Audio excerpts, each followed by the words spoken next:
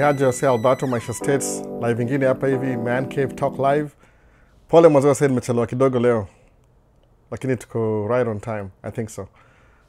So kulikuwa na swali kama hapa mapema kwa YouTube, atiza na YouTube hapa hivi kulikuwa na Vincent, alisemaje Vincent? Try call hiyo ni kidogo. So Vincent alisema waiting. Kusema hapa hivi hello brother, alikuwa salamu tu hapa. Umesikia Ochieng anasema ready for today's Man Cave. Maisha State sisi tunapenda. Ochieng from Kitengela, locked in. Nimeongeza locked in.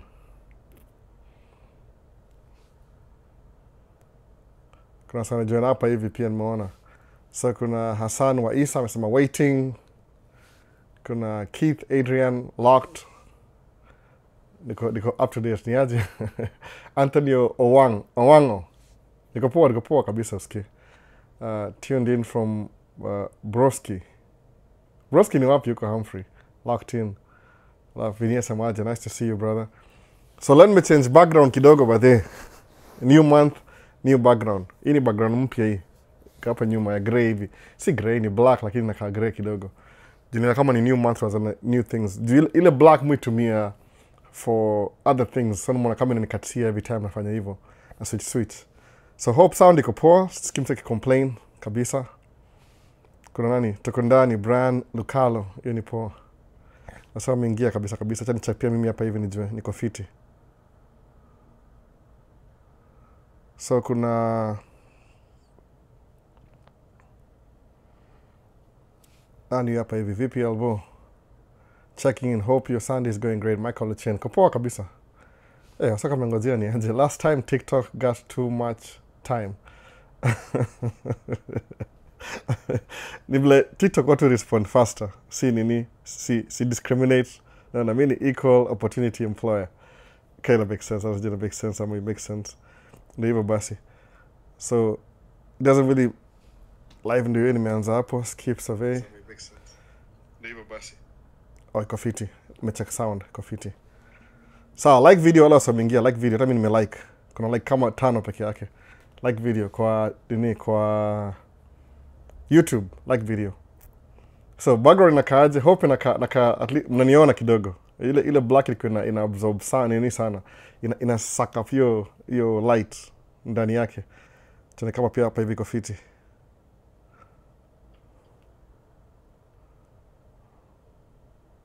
Sasa live yote iko like pia hapa. Poa na like video ni fiti basi. So live ya leo kulikuwa na msaliza swali last week. Nimeansa kwa video lakini pia nisema ndaigusia hapa haraka. So niliongea mambo ya kwanza vile mtu anaweza tracking kabisa. Hebu tuone hapa semaje. Guru Visual sema vipi. Poa kabisa mse wangu. Leo niko huku. Hope uko poa. Niko poa kabisa. Nimeona video yenu sijaona vizuri nimekalia chini. Nimechelewa nikifeed mtoi ule mdogo ule. Anakula pole. Lakini mtoi wangu amekula pole sana, amekula sijui kama 45 minutes. Niko nimeshamwambia anyway, sasa karibu kulala. So kuna kama 2 videos ago sikumbuki poa. Niko naongea juu ya msali unaweza kama una set tracking aje. So ndaanza from the beginning kwanza. Alisema niongee kila kitu ya tracking briefly tu na track wa brief kabisa. Kama uko states hapa hivi alafu kuna green card ama uko na wewe naturalized citizen ama ni citizen doesn't matter. Ile tu uko legally hapa hivyo unaweza fungua business uanze kila kitu. Ni very simple. The first thing unaanza ndio kuna itakuwa Secretary of State. Sijui equivalent yake ya Kenya ni gani. Ni kama kwa state government headquarters. Alafu una register kampuni. So kuna kitu inaitwa articles of incorporation. Kama ni corporation unafungua ama unafungua business basically. Unachukua jina yako, una-sign up na local government, state, unawaambia ni aje Secretary of State, nataka kuregister jina yangu ya business, inaitwa something transportation tracking, jina yote uko nayo. Those you prefer ukianza business utumie jina ya tracking, ile kama tracking ama carrier ama nini, kwa sababu kuna business fulani ziko considered high risk.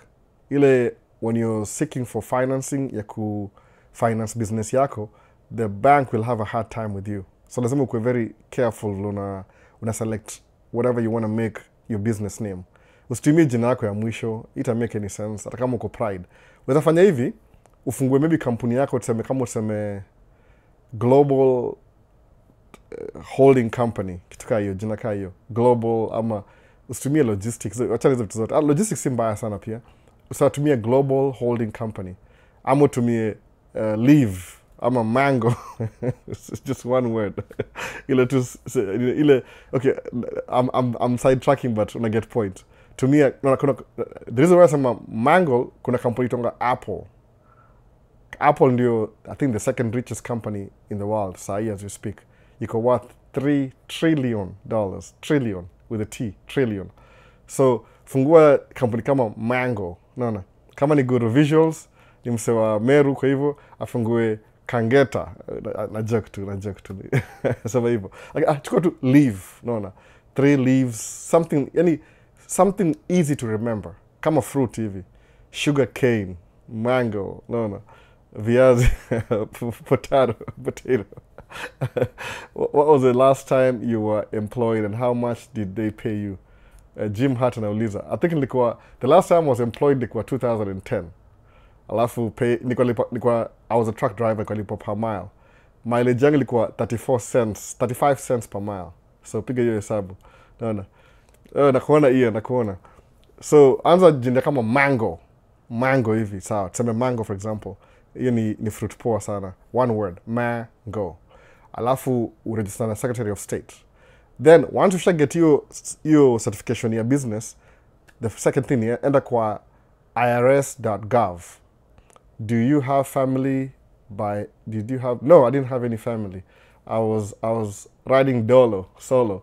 Niko tu single.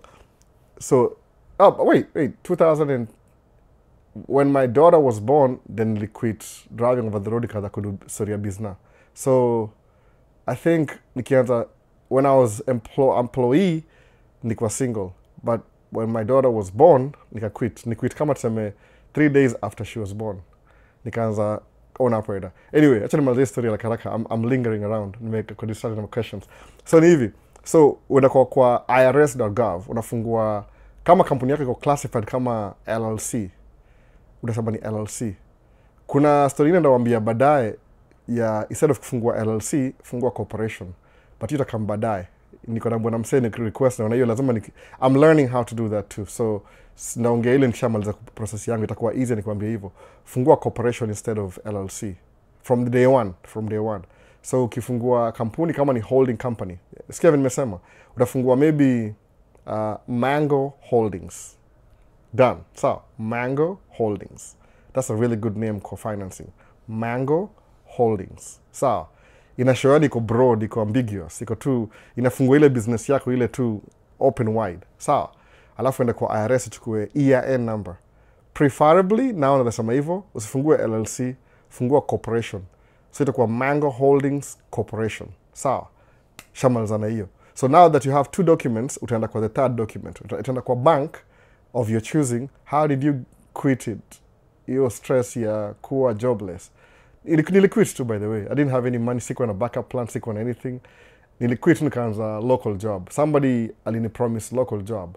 So while I was on break, nika sign up, nikaanza local job. Naona. Nipe kazi, nina CDL. I'm not hiring, I'm driving my truck at the moment. I'm not, only 2 trucks are running. See, hire any driver at all say at the moment. So anyway, nakuwa distracted na TikTok. So tuendelee.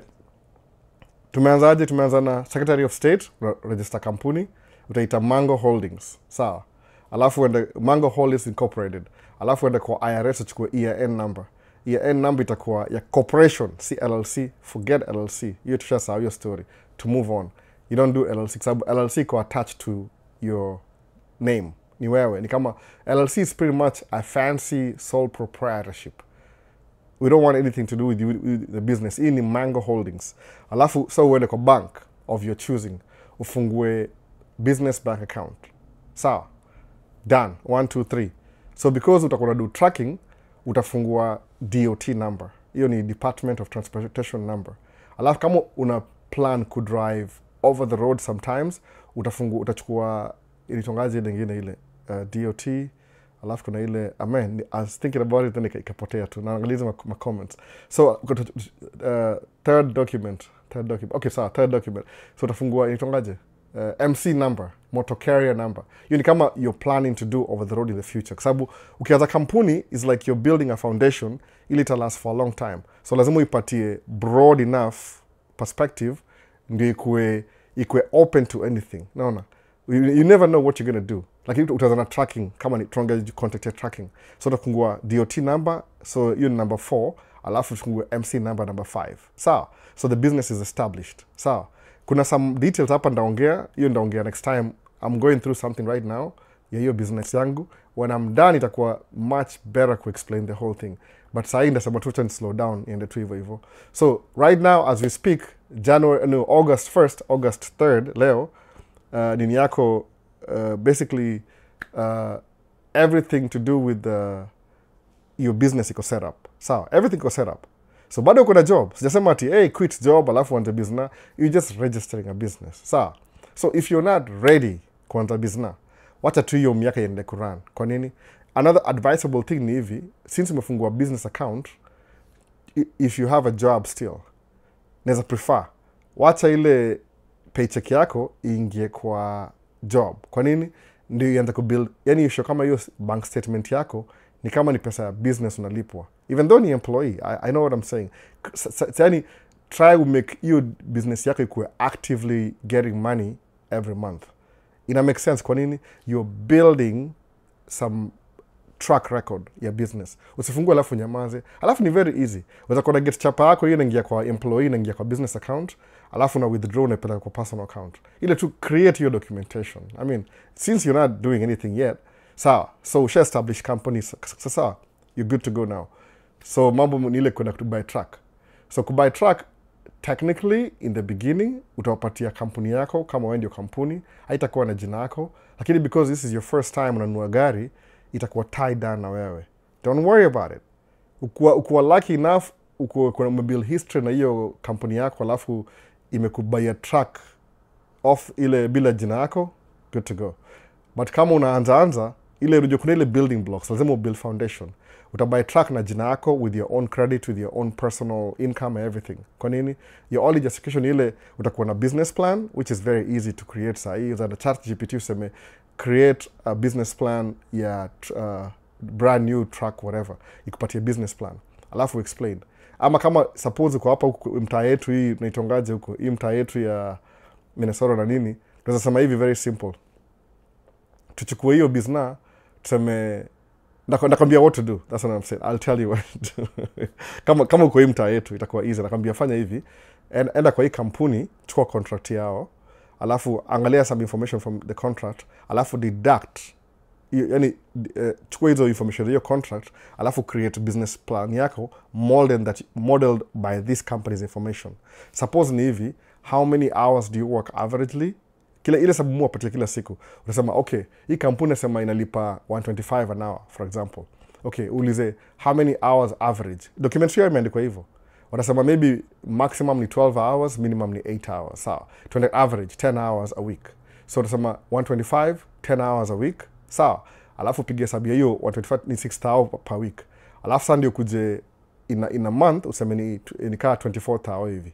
Sawa, approximately.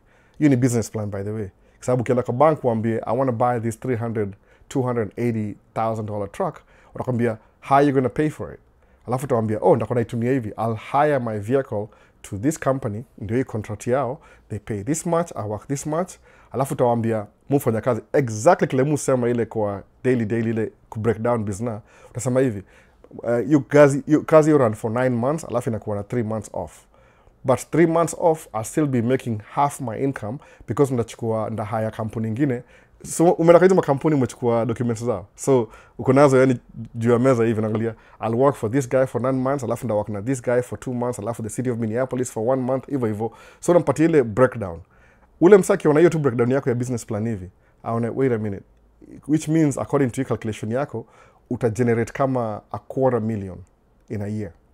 Wow, that's pretty impressive.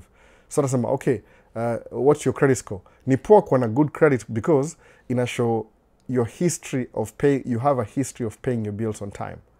That means uta take it personal, you'll never default on your loan, which is a plus. They like that. Sawa.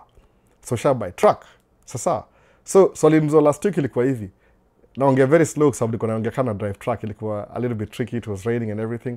So once ukikuwa qualified na track, preferably musemanga hivyo, however new you are. Okay, kama uko too new, go drive for somebody else for a year. Umake zile mistakes zako uzoee, utoe ile uoga ile itongaje ile kupata ile ukinunua gari mpya brand new kata car, au sema don't bring it back until the engine has 5,000 miles ama 10,000 miles. Kwa nini? Ndio ile ubreak in into the engine, ile iran na oil na ile yani iran hizo cycle at least 10,000 miles. Itonga ile kama una break in into the new vehicle, kitu kama hiyo. So kama kuna any issue between 0 to 10,000, they don't even look at it. Au sema tu wacha iendelee. Ndio zile seals zishikane, ile engine izoe combustion. Yani ni kama brand new. Kuna besi yangu moja sema ile ubikira, unatoa ubikira Kiswahili, mnaunderstand inamaanisha nini ubikira kwa hiyo gari. So the first 10,000 miles, alafu after that saka kuna any problem, they bring kwa dealership waangalie, oh oil ina flow vizuri, ni brand new. So that's what I'm saying, ile fast ile drive for somebody for a while, alafu ndio buy truck yako. But it doesn't really matter. Kama uko hii mtaa yetu kwa Minneapolis, buy your first truck from day one if you can, if you have good credit, because you never know, you might have good credit now, you know, life happens, alafu get in debt, alafu uharibu credit, alafu when you're trying to buy a truck ikuwe shida. So shamal hiyo section, itu nile brief introduction just in case you want to know how to start off kwa trucking company. That's what I would tell you with the information niko nayo from this time, right? Sahi unaanza hivyo. So msaka niuliza swali ya pili, Albo, ongea about maintenance ya gari. Okay, kuna wasawasha experience hivi. Mimi sijai buy gari brand new by the way, but nishai buy truck brand new. Truck yangu ilikuwa brand new.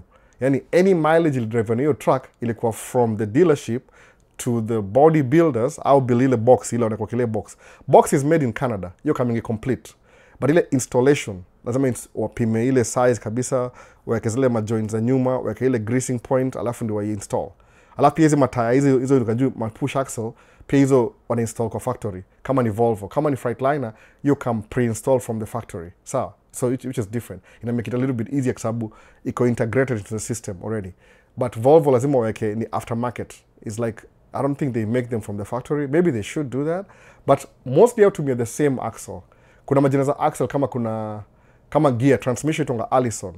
Engine kuna ile in-house kama Volvo ni kuna Volvo engine. Hiyo ni in-house engine. Aya, kuna Volvo zoga na Cummins engine. Cummins ni aftermarket but ni mainstream kwa sababu Cummins they don't only make engines, au make generators, au make engines za heavy equipment. So ni kitu ya the engine specialist. Aya, Allison transmission. I'll make transmission from the truck mpaka pickup truck mpaka gari ndogo saa zingine, I don't know which is which, but something to do with that. So ukishabuy gari mpya, I'm telling you the truth, the only thing you worry about gari mpya ni oil change peke yake. Kwa nini? Because your first maybe 80,000 miles, hii ni truck by the way, si gari ndogo 80,000 inazoeka 80,000 miles, oil change mufanya every 20,000 miles religiously. Nimesema jina religiously, faithfully. Kwa nini? Ni synthetic oil, ile si ile organic, so haivuti uchafu mingi, it doesn't hold a lot of dust, so inaweza kaa 20,000 miles. Sijai miss hata moja tangu ni buy truck yangu. So when you have a brand new truck, the only thing moga na do ni I make my payment on time. You could do every first of every month. Kama 2 days ago nishalipa truck payment. Mona, karibu niimalize by the way. I have 2 more payments to go. Truck is paid off in full. Naona, 220,000 ni by 2020 October 2nd, kitu kaa hiyo. October 4th ama 2nd. So ukibuy truck mpya, you have no maintenance issues. Kama kuna any issue mechanical, iko covered na factory warranty. Watakufikisia for free. They'll get you back on the road. Hapa kuna best yangu moja pia ilikuwa na issue ya suspension. They gave him a rental truck. Akawaka na rental truck while he's waiting for his truck to be fixed because they didn't want him to miss ile income yake, loss of income, juu gari inangojea parts. Sawa, juu ni factory warranty. There's some paperwork involved in everything. So advantage ya kubuy gari mpya ni ile haitakuwa na issues anything. The only thing we replace after 2 years ilikuwa steer axle. Steer axle zile hizo tan. Zile kwa dump trucks a little bit thicker. Alafu maybe drives, the very last axle hiyo isha haraka after 1 year. Those are the only thing we replace kwa hiyo truck. Maybe moja ni replace juu ili blow up something. Naona, okay, that happens. Iki blow up, inabidi replace. But ni tires, sijai replace brakes to this day, by the way. I should check on them. Sijai replace brake shoes, 5 years, almost 5 years. They replace brake kabisa from brand new. So brand new vehicles gonna less maintenance. The only thing you have to worry about ni other expenses, incurring expenses. Kama insurance, no. Truck payment, truck parking, na fuel. That's it. No.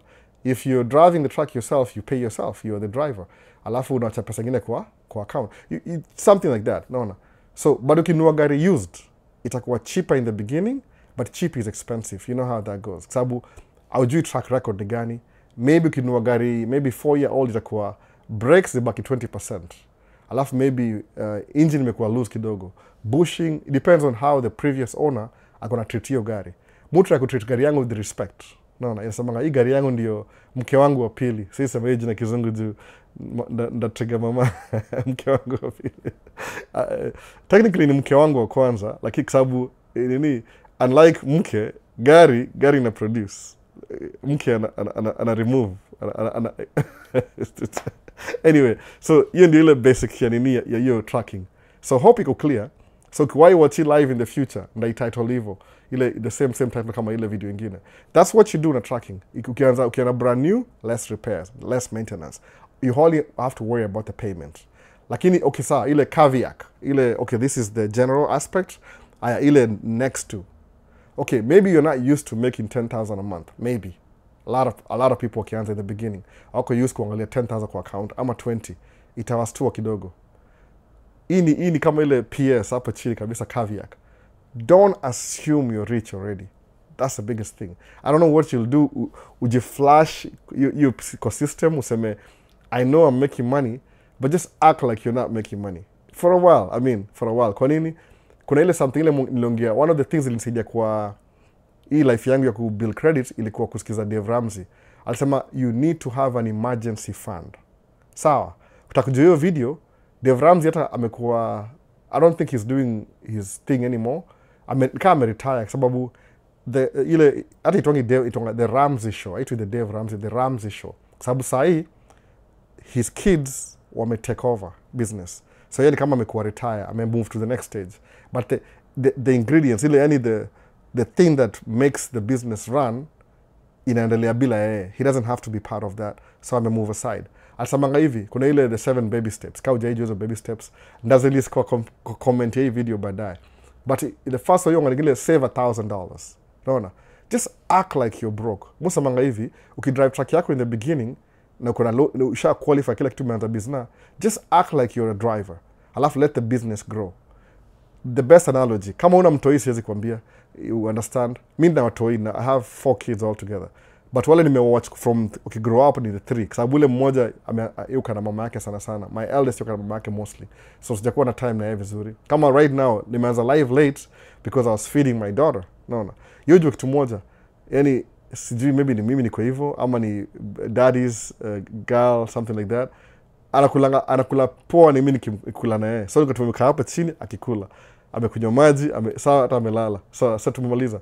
So when you buy your first truck, when you start your first business, act like it's your first child. Nimesema wife lakini tuseme child, mke. Act like it's your first child. So your first child, ukizamtoi kama ni brand new hivi kwa 3 months old. Hawezi mpeleka hapo kufanya job.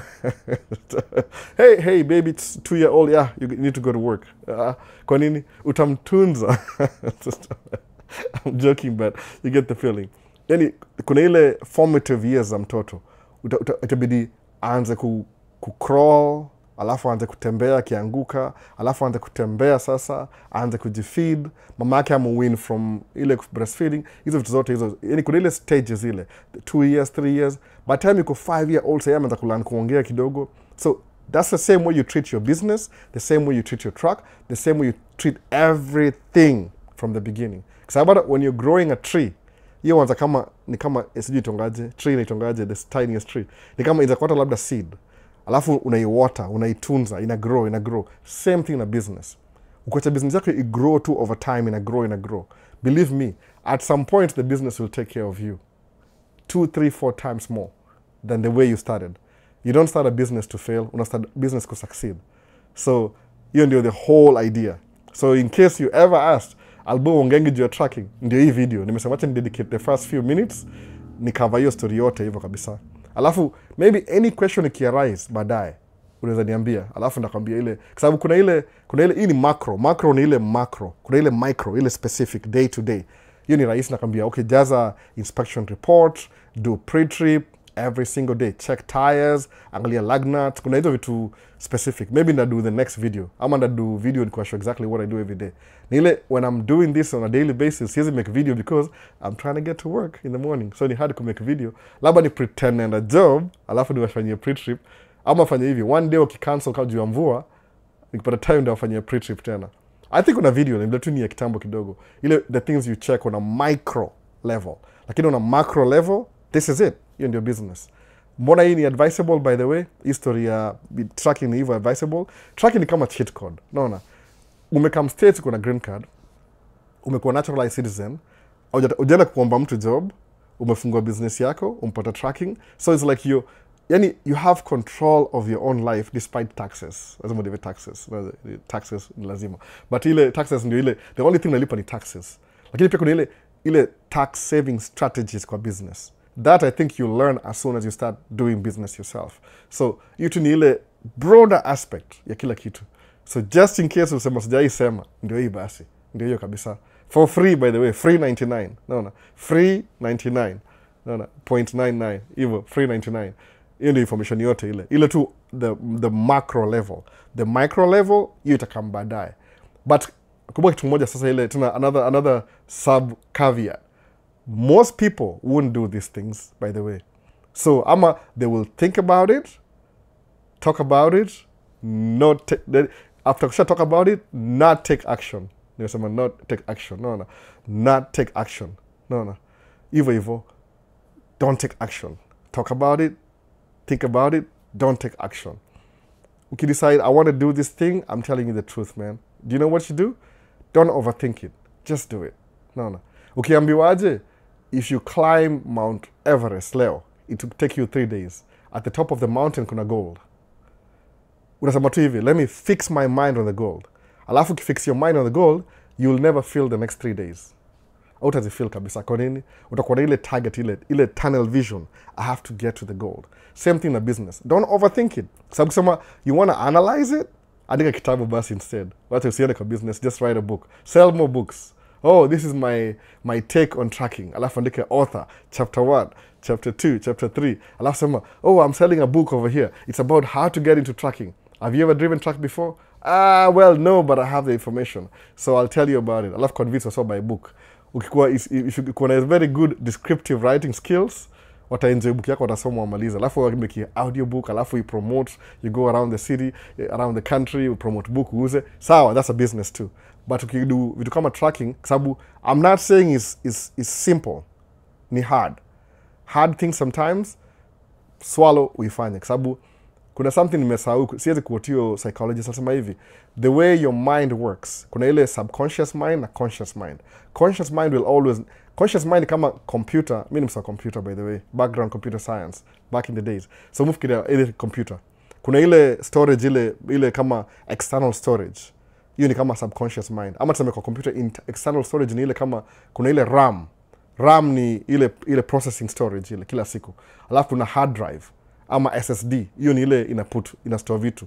So your subconscious mind kama SSD, it has the information but it cannot process the information, store too.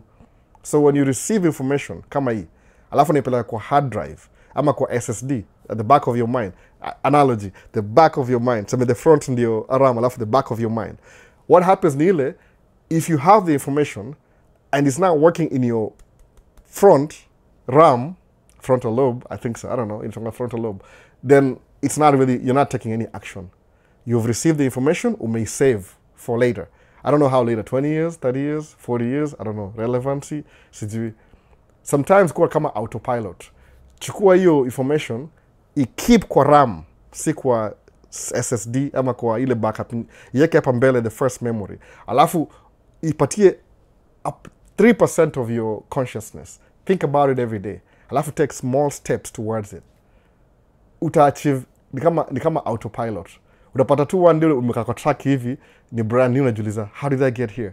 Ni kama yani you are sleeping through it. Sijui nisemeaje. Musa manga hivi. Sometimes I look at my track nasema, this is me. Okay, ile tu snap the finger. This is me. Nimego through hii, alafu na hii. Unbelievable. Kwa sababu ile, the person that I think I am, I'm not even capable to do these things in one day, by the way. Mwaga very slow. I don't know if you know that. Maybe you don't really get it. It took me a while to figure out how to use these cameras and record these videos, by the way, or do a live stream. I'm slow, but I eventually get there. No. Kuna wasa wako, no, hivi. You know yourself. No. A personality. Mnaanza tracking hivi, boom, 3 months, msha set up everything. 1 year mkona track 5. No. Nile mu catch up, no. Mu catch up pole. Niko na pace mimi, muga na pace. I'm not a sprinter. Nile na pace tu peke yangu. Sasa. So, ukikuwa na hiyo kama ukiamua tu, I want to do this. Just do it. Just you get 3% every day. Whatever kids have, why life happens, work, blah, blah, blah, blah. Oh, na ile dream ya tracking. Alafu ikujie, every time uko peke yako hivi sema, okay, what stage am I at? Stage 1. Nishafungua kampuni. Kufungua kampuni kama, I think ni kama $50 or $100 hii mtaa yetu. Sema, I don't have $100. Okay, sema hivi, I'm gonna save $100 nifungue kampuni. Okay, kampuni is done. Okay, time ya RS. Man, I'm not so sure. Call Albo ni aje, ulisema ile story ya kampuni ni aje, ni hivi na hivi. Okay, sawa. Andika chini, execute. Number 2. Or number 3, DOT, mega DOT. Albo mazini nimekuwa hapa DOT, ni aje. Fanya hivi na, okay, sawa, done.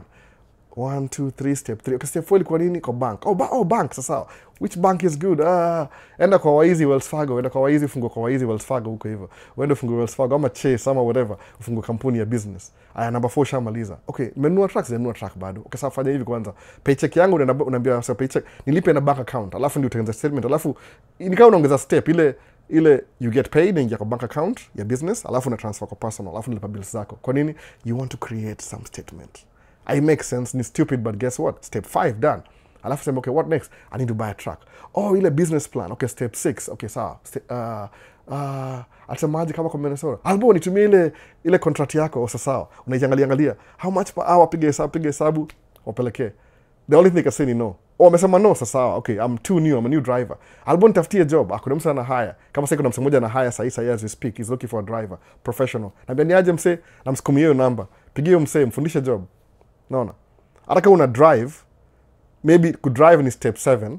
Alafu kuna una drive track ya mse mwingine ni step 7 subdivision. 7A, driving for somebody else. 7B, driving for a leased truck. 7C, buying my... Adoki split, you're still moving. Any movement ni progress. Naona hivyo. One day utastukia hivi 5 years from now, uangalie nyuma ushindwe, oh my goodness, uko 500 miles away from where you were 5 years ago, example. Naona, 500 miles away. Okay, suppose ungesema aje, ungechukua hiyo information, subconscious, storage, usahau. You're just taking up space in your brain. You never think about it, you don't process anything. 1 year ipite, 2 years, 3 years, 4 years. Jikompare wewe na ule msali take action. Mtakuwa wapi? Atakuwa 5 years ahead of you. Alafu kwanza itakuwa worse juu ile, sasa utakuwa na resentment. Uanze kuwa na ile anxiety because now you want to do things faster. Alafu labda economy yaribike tena. Alafu you never really know how things go. No.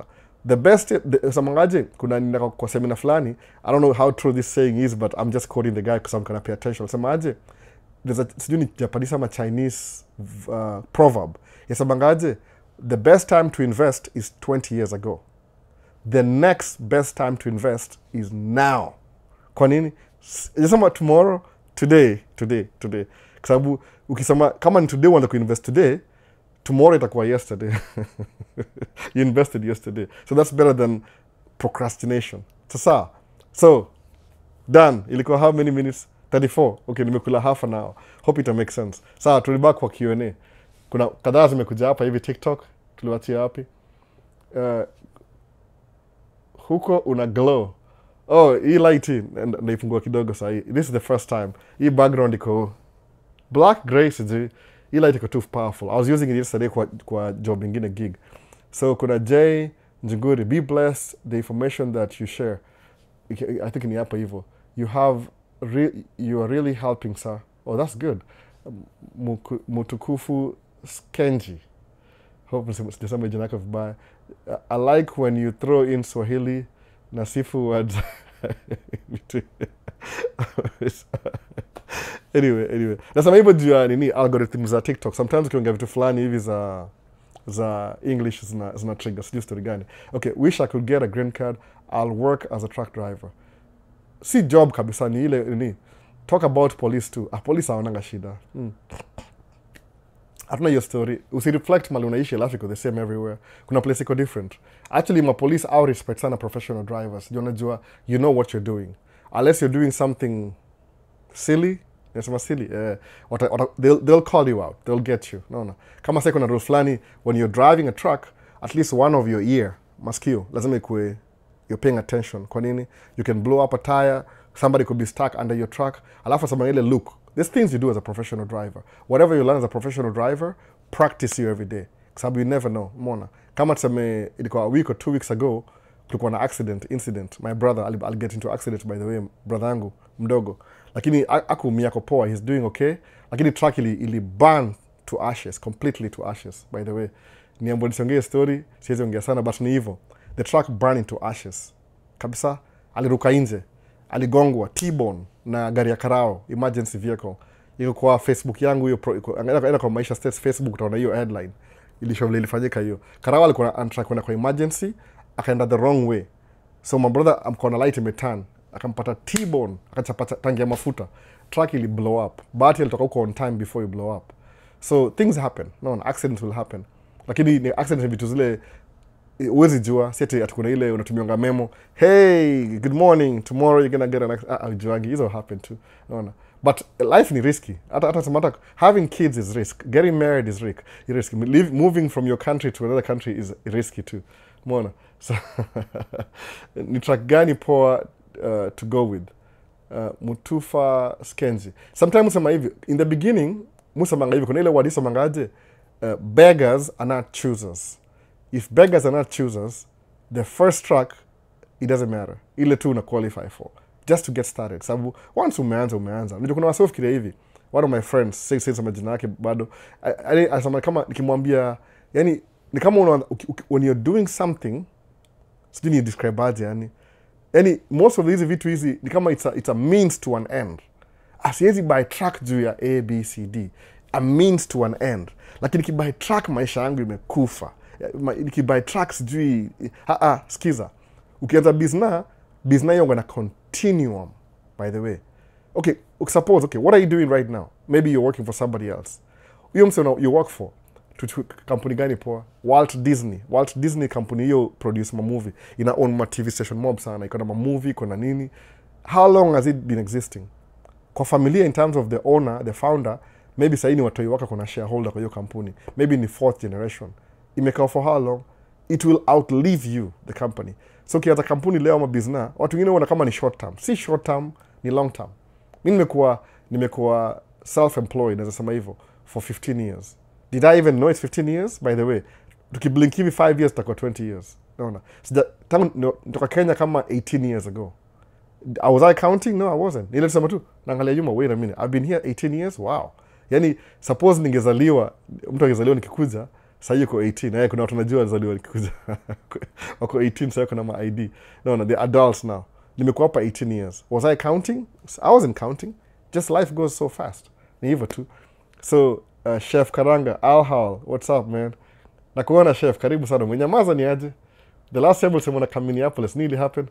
No. So, Jay Ndungure, asema, have you ever over the road trucking before? Yeah, I did 2 years over the road. Before nikaanza construction, I was doing 2 years over the road. My daughter is 15. I started doing truck like 17 years ago. So my first 2 years I over the road, then I've been doing construction home every night for 15 years. So it's possible. Yani, out of my trucking experience, I may spend more time home every night than over the road. Me prefer over the road in the beginning. But if you're getting started, I'm Zia Mahali, you know. So, Ngua Kamoli, I'm going to say, damn, how do anyone get hosted after winning green card? That, you remember hosting, I don't know. You have to find somebody. Except Mimi, honestly speaking, I can't even host you anymore. I have 4 kids. They took over the house. No. Can I do dump truck business with a green card? Absolutely. Continue inspiring us. Sasa, asema nimesahau YouTube. Hebu tuangalie YouTube. Ndio achie wapi, ndio achie kwa Oh, Keith Adrian nimewachia hapa hivyo, nimemweka hapa for a long time. So Humphrey utasema broski. Oh, broski ni bro. Oh.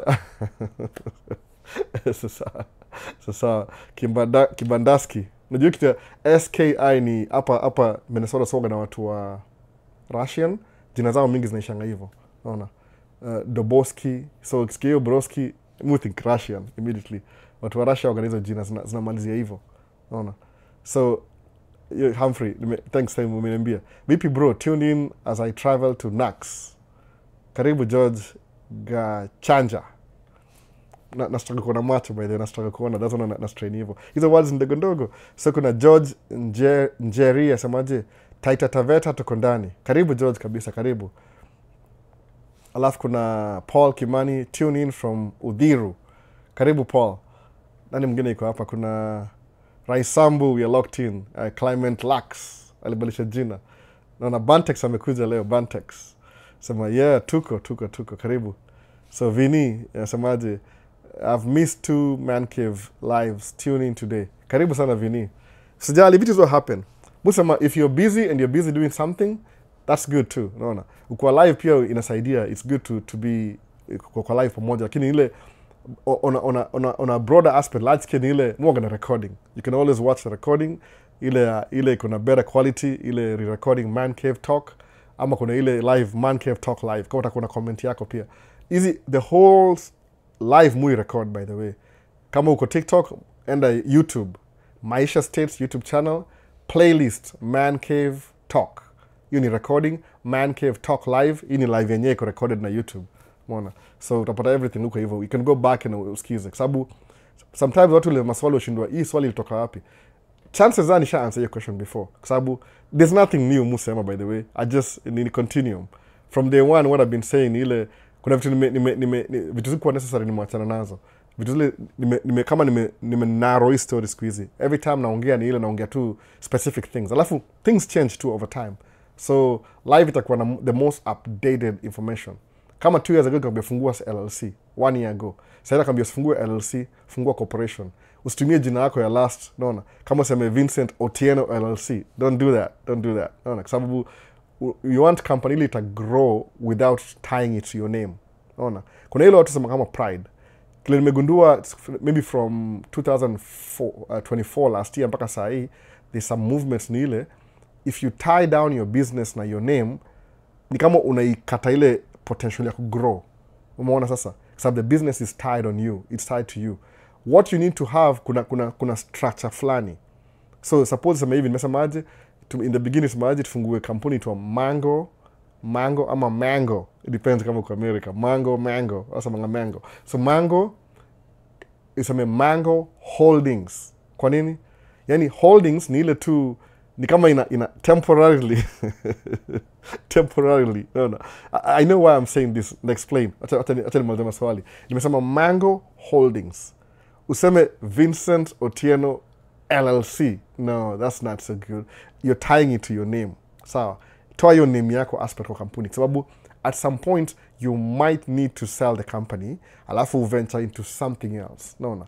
Labda vini utaanza kampuni kama Mango Holdings, alafu uanze na tracking, ubuild your empire, ukuje real estate, ukuje ku-own ma toll roads Kenya, unachajwa sedo, unacontract na gavo, unachukua 60%, wanachukua 40%. No. You never know where your business is gonna go. Ama useme si wewe, your kid, your smart kid, your genius smart kid, hata kama chukua hiyo kampuni yako, I flip it with something else. So don't go with your name. Your name kwa familia, wacha ikuwe kwa holdings. In other words, ikuwe holding company. So it just holds assets that you can sell anytime. Sababu nasemaje, preferably, ukianza na tracking for example. Alafu, I don't want you to get stuck into tracking. Hata mimi nimekuwa hapa too long by the way. Advantage, that's why you're getting information here, 15 years experience. Ni ile unafaa move along. You move to something, another venture. Maybe to me tracking, iku stabilize kwa something that you're really good at. Alafu ukisha establish hii tracking, ikuwe kama foundation, ukuwe na holdings, alafu you sell your company, you get the money, invest in something else, then move on. Sababu I'm pretty sure, si ati kuna wase ati tracking ni talent, ni skill. It's just a skill you learn. It's like a skill you learn as you go. alafu unalana, so because it's a skill driving the truck, but you're getting paid as a business. Now you're learning business skills. The school of hard knocks. Ile ujaenda university business administration, you're learning business on the go, on the fly. Alafu you can move the same experience to real estate. Labda one's a transportation company, labda one's a consultancy firm. You never know. So sema tuna ile ukuwe na ile holding, Mango Holdings. Alafu ukuwe na under Mango Holdings kuna Vincent LLC, whatever, man. Sijui, nasema tu example, jina Vincent ikafa kwa YouTube. That's why natumia jina yake. Anajua. Na build ya vini hiyo nini yake hiyo as you go. So there's a holding company. Alafu maybe kuna operating company, ama kuna ile trading company, whatever you want to do underneath. Unaanza hivyo. So Climax, like sasa maji, my question is, how would you rate mtu akifanya kazi States? Is it good to do investment back home ama States? It depends, Climate Lux. It depends. Kuna so many aspects za business. Kama mimi kusema ukweli, investment ya Kenya niko very vague. I'm not familiar. Kwa nini? Sababu when I was in Kenya, I was broke. Very broke. So kiniambia investment ya Kenya, there's things that asijaiona, I've never felt them. Labda utaniambia, Albo, kama invest na hii. Isa ukuja hapa States, there's things you can invest in America. Zile mimi niko familiar nazo, by the way. Nile tu, they're not on my pay grade yet. I'll get there eventually. Sababu you have to build towards something else. Suppose kama kununua real estate, tuseme ile multi-family, multi-home housing. Inamaanisha apartment buildings. Uko na 30 units in one building. Hiyo ni tongaje?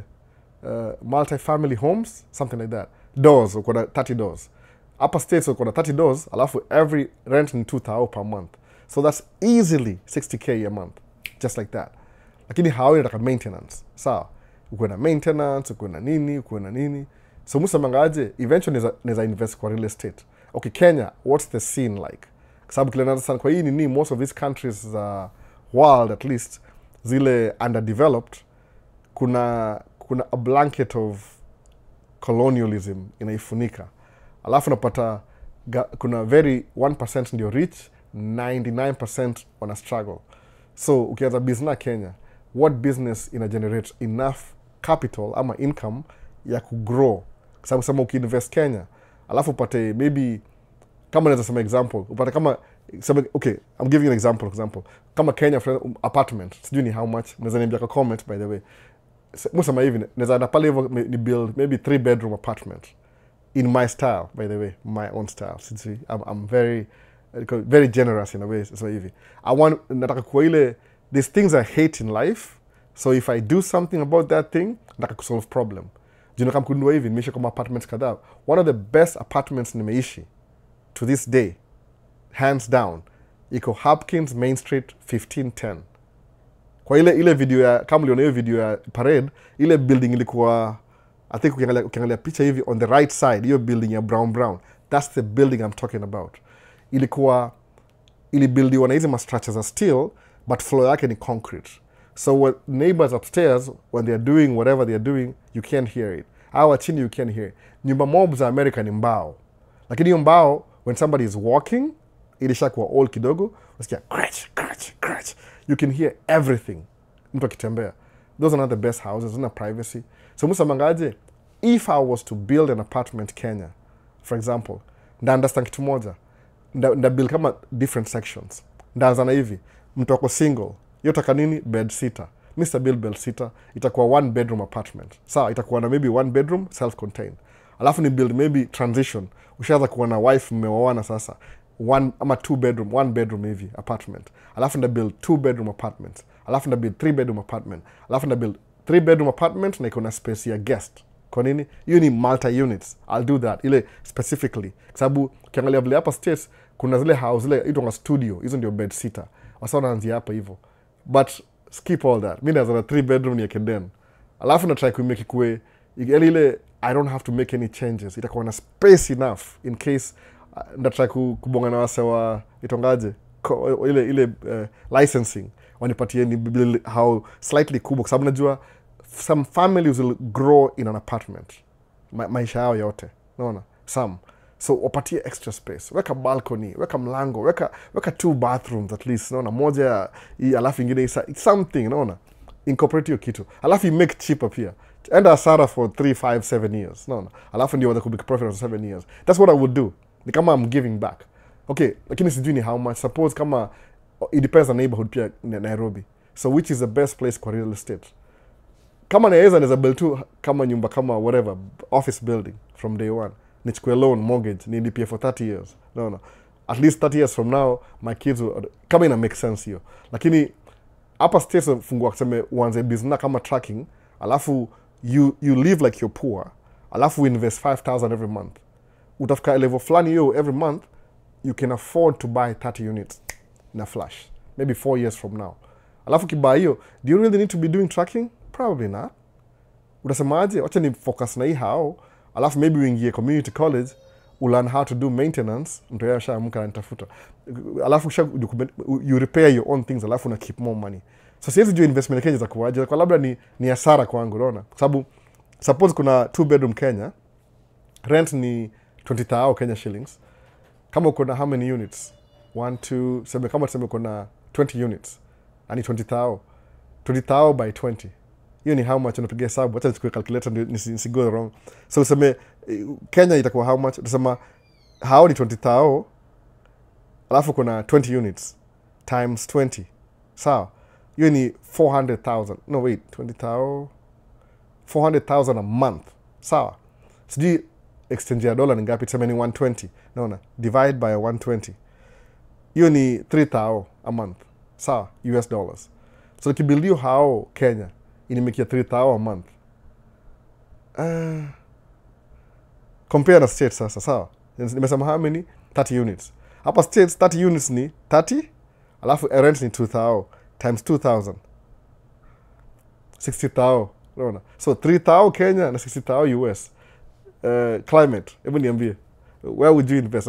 Najua America life ya hapa hivi iko overinflated. Everything expensive by the way. Si ati tusonga na do sana. Everything expensive in a way. Depends where you live. Kuna live kwa hizi big major cities, everything expensive. Neighborhood. So, would you go for a 3,000 a month investment in Kenya or 60,000 in America? No, niambie. So, lazima ni convince I can make at least 40,000 Kenya ndio nda consider Kenya before nikuja kubuild ya US 60K. No. Kuna ile factors. So kusema ati, would I invest back home or would I invest in states? Mimi I prefer invest states kwanza. Alafu kuwa na hiyo do ya states. Alafu sasa ndio kuja uinvest Kenya baadaye as the second, third house. No, investment. Kwa sababu hapa hivi 60K a month. Oof. Na hii tunaongea hao. Suppose una parking lot. Parking lot is just land. Ndio kuna ile zoning ya hapa America ni ile, as long as kuna hizi high voltage power lines zapita juu, you place hizi kwa residential area, iza kwa industrial area. So unaongea na ile city, whatever city, ile mayor unamwambia ni aje, I see kuna power lines zapita hapa hivi, can I build some storage units hapa hivyo? Sema well, kuna hizi codes lazima ikuwe this much, maybe a section of this. Okay, sawa, go ahead. Naona. Alafu poa license because they're collecting taxes, property tax from you wewe. So ukuna parking lot, kuna hao, kuna mimi nafikiria investment yangu ya faster kwa US kwanza before niingie Kenya. Sababu kama nina 60K. Naona pigia 60K a month. Hiyo ni gross of course. Kuna expenses maybe nabaki na 40. Alafu kuna 3K Kenya. Nabaki labda na 2 kwa sababu kuna expenses. What would you invest in climate? Sasa macha nianza na states kwanza alafu nikam Kenya baadaye. No. That's what I would say. Kama the third, fourth investment. Juu hapa hivi utascoop more money. Sasa. So that's what I would say. Kai kana ina pay more hapa hivi sema. What about Europe? Sijui. No. If they allow me. No. Nijua soga na nini na story fulani kama wewe ni melanin unakuwa suspect. Just like that. So kuna Emmanuel Kipchirchir. Tune in brother. Thanks for sharing information. Karibu sana. Sasa nimemisa hapa nini TikTok hebu tuone. Nimerefresh. Hakuna kitu yote mbaki tu hapo. So kuna mtukufu Skeji every Sunday yuko hapa. Can you say anything about credit card to someone new in the US? D Smart Sebonga. Credit card ni what I would advance you dile kuwa very responsible nayo. Musa manga hivi the quickest way ku build credit ni kununua gari ya deni. Nunua gari ya deni. Go to the dealership, buy one of their used cars. Work a down payment. Pay for it every month. For at least for 6 months. After 6 months, you can trade in, sell, or whatever you want to do. The quickest way kununua gari, kwa sababu gari ni kitu utility, you're using it. Ama endo fungue secure credit card, save $1,000, alafu uweke secure credit card. Sawa, ukishaka secure credit card hivi uanza kuitumia every month, unailipa on time, use like 30% of your card, alafu ungoje 6 months. It's always a time limit, alafu ita make sense. Sawa, so ndio hiyo. Just got the number one. Okay, Troy asema you never know. Troy asema aje? Troy Jaba Mofa asema aje? Go to Costco credit card, the best. Mambo hivyo Mofara asema get a Costco credit card. Yeah, just get any credit card. But me, to my point of view, get your own money, $1,000, save $1,000, ile baby steps. By the way, whoever who's asking about you, tafuta Dave Ramsey, the 7 baby steps. Listen to it. Hata kama kuna video, listen to the video. Alafu try kuiapply in your life. Sababu, to be honest, if somebody gives you credit, like the bank, just credit, unajua watu sawa kitu moja. Every time you use your credit card, alafu if 30 days you don't pay it on time, whatever you paid for, kuna 18% interest kwa whatever remaining balance after 30 days. So it makes you, it forces you to be irresponsible. Sababu watu fikiria hii ni pesa yangu. I did that. Mimi nisha mess up credit card. How many times? 3-4 times, by the way. Sababu nikuja hapa hivi States, niko very stressed up. I wanted to make money quick. Acha nike mguu chini. Nikaweka mguu juu. Nika comfortable. Just. So, save $1,000. Ni uchungu. Kuna uchungu hiyo. Basically, by saving $1,000, what you're doing ile, you're teaching yourself how to be responsible with your money. Sawa. Advisable. This is the best advice nakwambia. Save $1,000. Oh, sina hiyo do. It can take 2 years. Whatever. Save $1,000. Sawa. Go to the bank. Fungua CD. No. Certificate of deposit kwa bank. Weka $1,000 kwa hiyo CD. If you don't know what CD is, look it up. Alafu, chukua credit card against your CD, against your investment. Then your credit card, use it for one thing or 2 things every month. If you use it for groceries, kununua chakula na nini, na buying your gas, every month you get paid, pay it off in full for 6 months. Itabuild credit yako pole pole tu within 6 months. Utaona kigrow. That's the best way. Alafu, because you know it's against your money, inakuhold accountable. You'll be forced to be responsible, which 90% of Americans don't. Sababu hata mimi niko hivyo. I thought ukienda kwa bank upewe credit card is like you've been given a license to spend the card in whatever you feel please. Not knowing that every time you spend and you use that card for bills, alafu unailipa. Wacha nikupatie example. Suppose umepeleka wase out. Umespend $100 kununua pizza. Sawa. Alafu ngoje 30 days. Usilipe your credit card. Do you know how much that pizza cost you? $118. Okay, suppose you didn't do nothing the second month. You didn't pay it off. Ukalipa minimum balance. Minimum balance, you enda mostly kwa interest, alafu kuna percentage. Alafu let's say minimum balance ikatoa $8. Ikabaki 110. Kwa ngojea 30 days. So now, the 60th day, your $100 pizza already cost you $10 extra. It cost maybe another 18% of 110, which could be 130 something. That's hesabu ni gani. So basically, the more you don't pay your credit card on time, the more your payment is compounding to the advantage of the bank. See where you're losing, the bank is gaining. So basically, technically, by using a credit card, alafu you don't pay it on time, do you know what you do? You are the profit margin of the bank. When you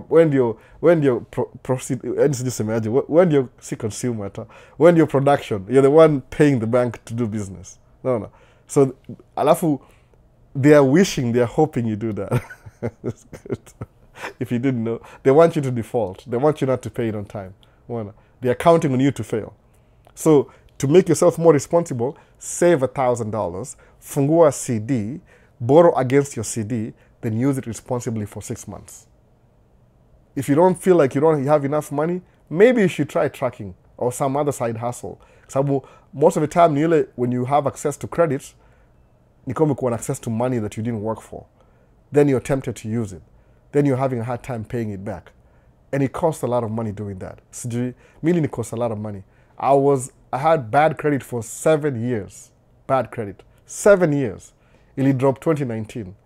Now I was debt free in 2015. So even when I paid off all my debt, which cost me more, basically you'll spend more every time you use credit. You're using somebody else's money for your consumption. Oh my goodness. They will make you pay every month 18 to 27%. Actually 18 to 27%. Ni kama interest za Kenya, by the way. Is a Kenya must get 27 crazy figures, 30%. Ndio hiyo sasa. So mesikia, asemaje hiyo, meaning credit card will make you homeless. Oh, absolutely. Because they are counting on you to skip a payment. Why? Because you become the profit margin of the bank. When your profit margin, sema, hey, ni aje? Ajalipa bill? Manager anapiga hesabu. Oh, bonus. So imagine there's like 1,000 of you. Plus 18%. Muna make bank inakuwa rich. No. Just by missing payment. Mi najua, I paid more. Yani semangaje. That's why mi semangaje. In life, you'll lose money. But you lose money. That's inevitable. You'll lose money. But it's just losing money. Guess what? If you lose money, you can get money back. The only thing you'll never get back is time. No. That's the problem. And when you're using a credit card, it's like you're using your future money now. So in the future, you'll be paying for bills from yesterday. So the only thing basically is like you're using your future money now. But what's going to happen in the future? You're going to be paying for the past expenses while still trying to survive on the current expenses.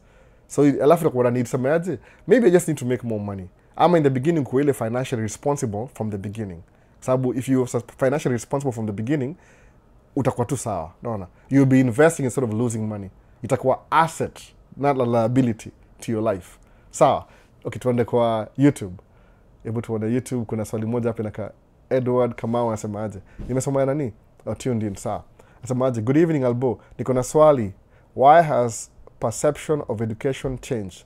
Because nimeangalia kwa internet, people are now getting jobs, not just in Kenya, but in the United States.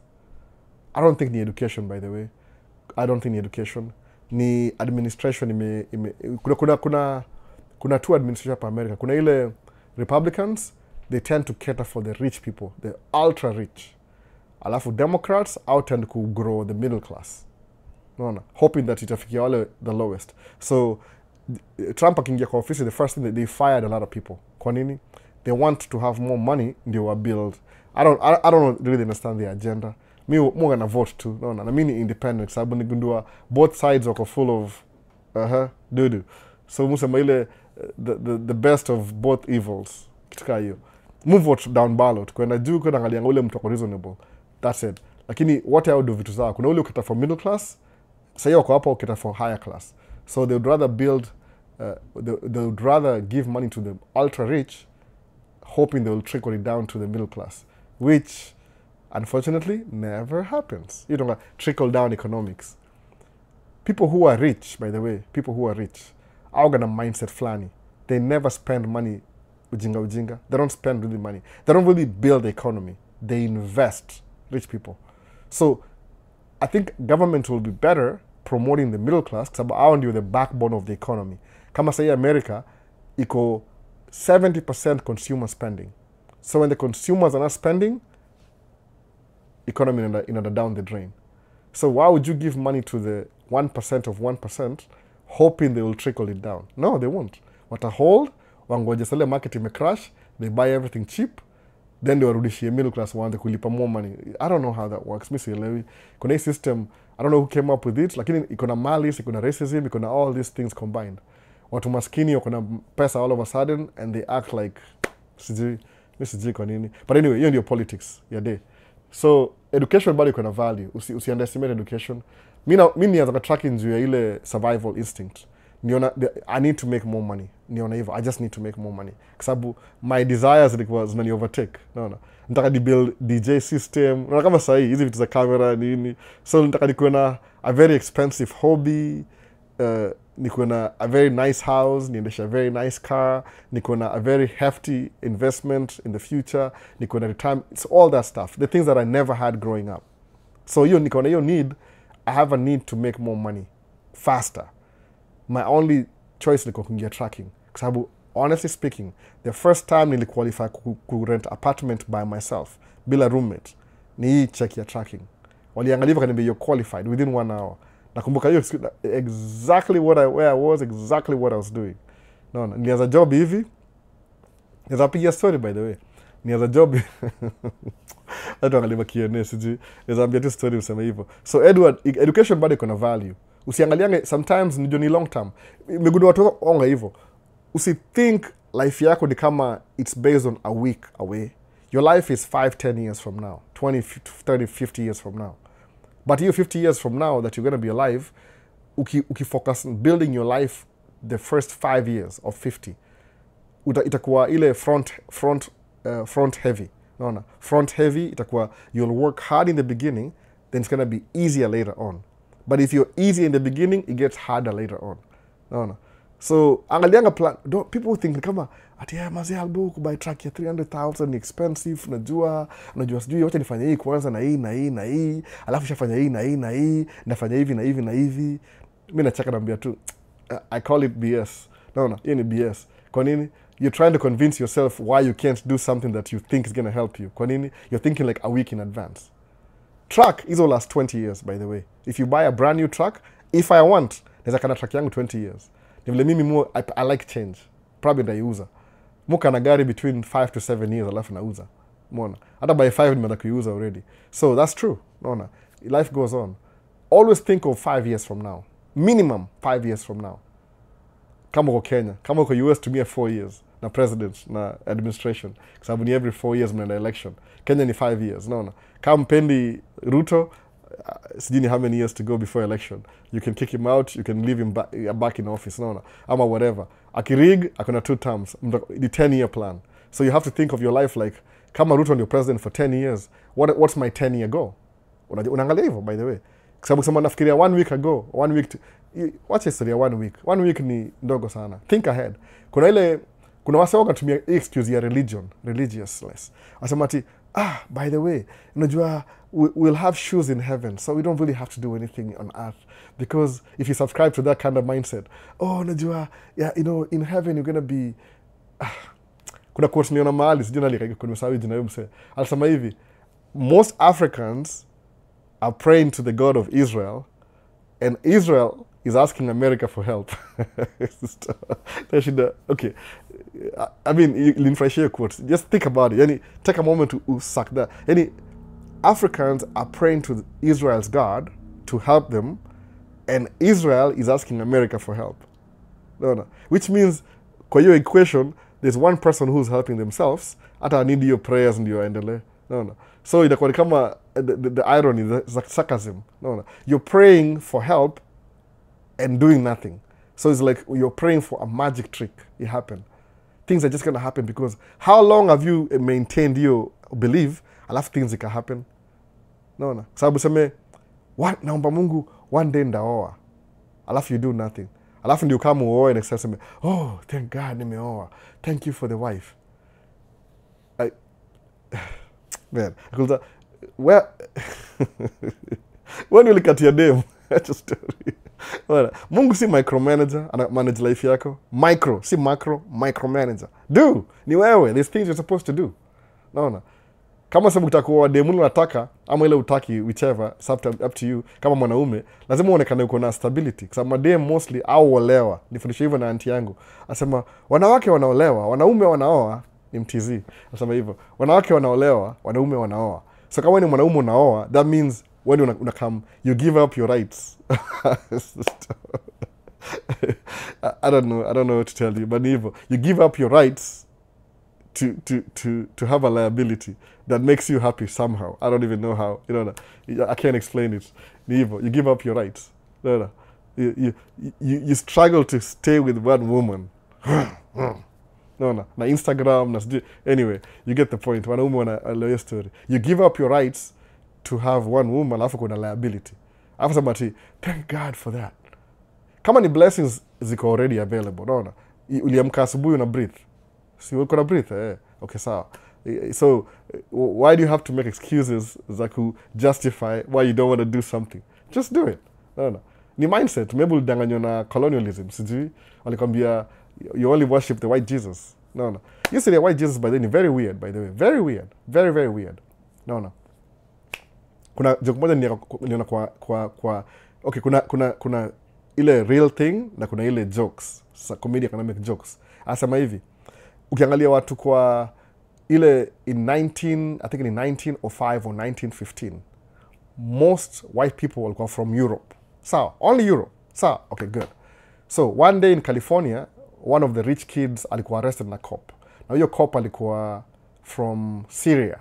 Levant ni Syria. Kama ISIL, ISIS, Levant. ISIL ile na L, Levant ni kama Syria huko, north of Syria, karibu na Turkey. So huyu akasema, do you know who my dad is? Akasema, no, I don't know who your dad is. Okay, tukaenda kotini. Kwenda kotini wakasema, this guy is not a citizen. Kwa nini? Ask him where he's from. He's not white. Basically, he's not white. He's not a citizen. 1905, being a citizen meant you have to be white, by the way. Kwa sababu, unajua, Civil Rights Act in America, history, 1960s. Ilikuwa passed. So 1905, the only citizens walikuwa watu weupe. Unaona? Kama ni mtu mweusi, hata kuwa binadamu, walikuwa 2,000 of human beings, by the way. Watu saw your aspect. Wasema, oh, mimi navotia, sijui nani. Anyway, just reality check, by the way. A little bit of history. So akaenda kotini. So ndio msee alikuwa very, I'm summarizing the whole thing. Utakuwa na hiyo joke, enda kwa Maisha States Facebook page, utaiona huko yote. Akasema hivi, so judge ni mzungu, huyo defendant ni mzungu, Karao ndio anatry ku justify any white. So ndio akasema hivi, akamuuliza, hey, judge akamuuliza hiyo swali, akamuuliza, by the way, I arrested this guy because of this and that, but you're not a citizen. Akasema, oh really? Yeah. Akamuuliza, oh, our Lord Jesus Christ, is he white or black? Judge akamwangalia akashindwa, okay, nikisema yuko black, it makes sense. He's white. Okay, he's white. So you ask me, where am I from? Sindio, I'm from Levant. Jesus Christ is from Levant. So am I brown or white? Judge akamwangalia, wakaangaliana. Wakasema, you're white. So from 1905, North Africans, Sudan, Egypt, Saudi Arabia, yote, they were considered white in America. Legally. No, white. Legally. Now explains why kuna watu wengine brown au vote ya Trump wakifikiria hao ni white. Ni legally.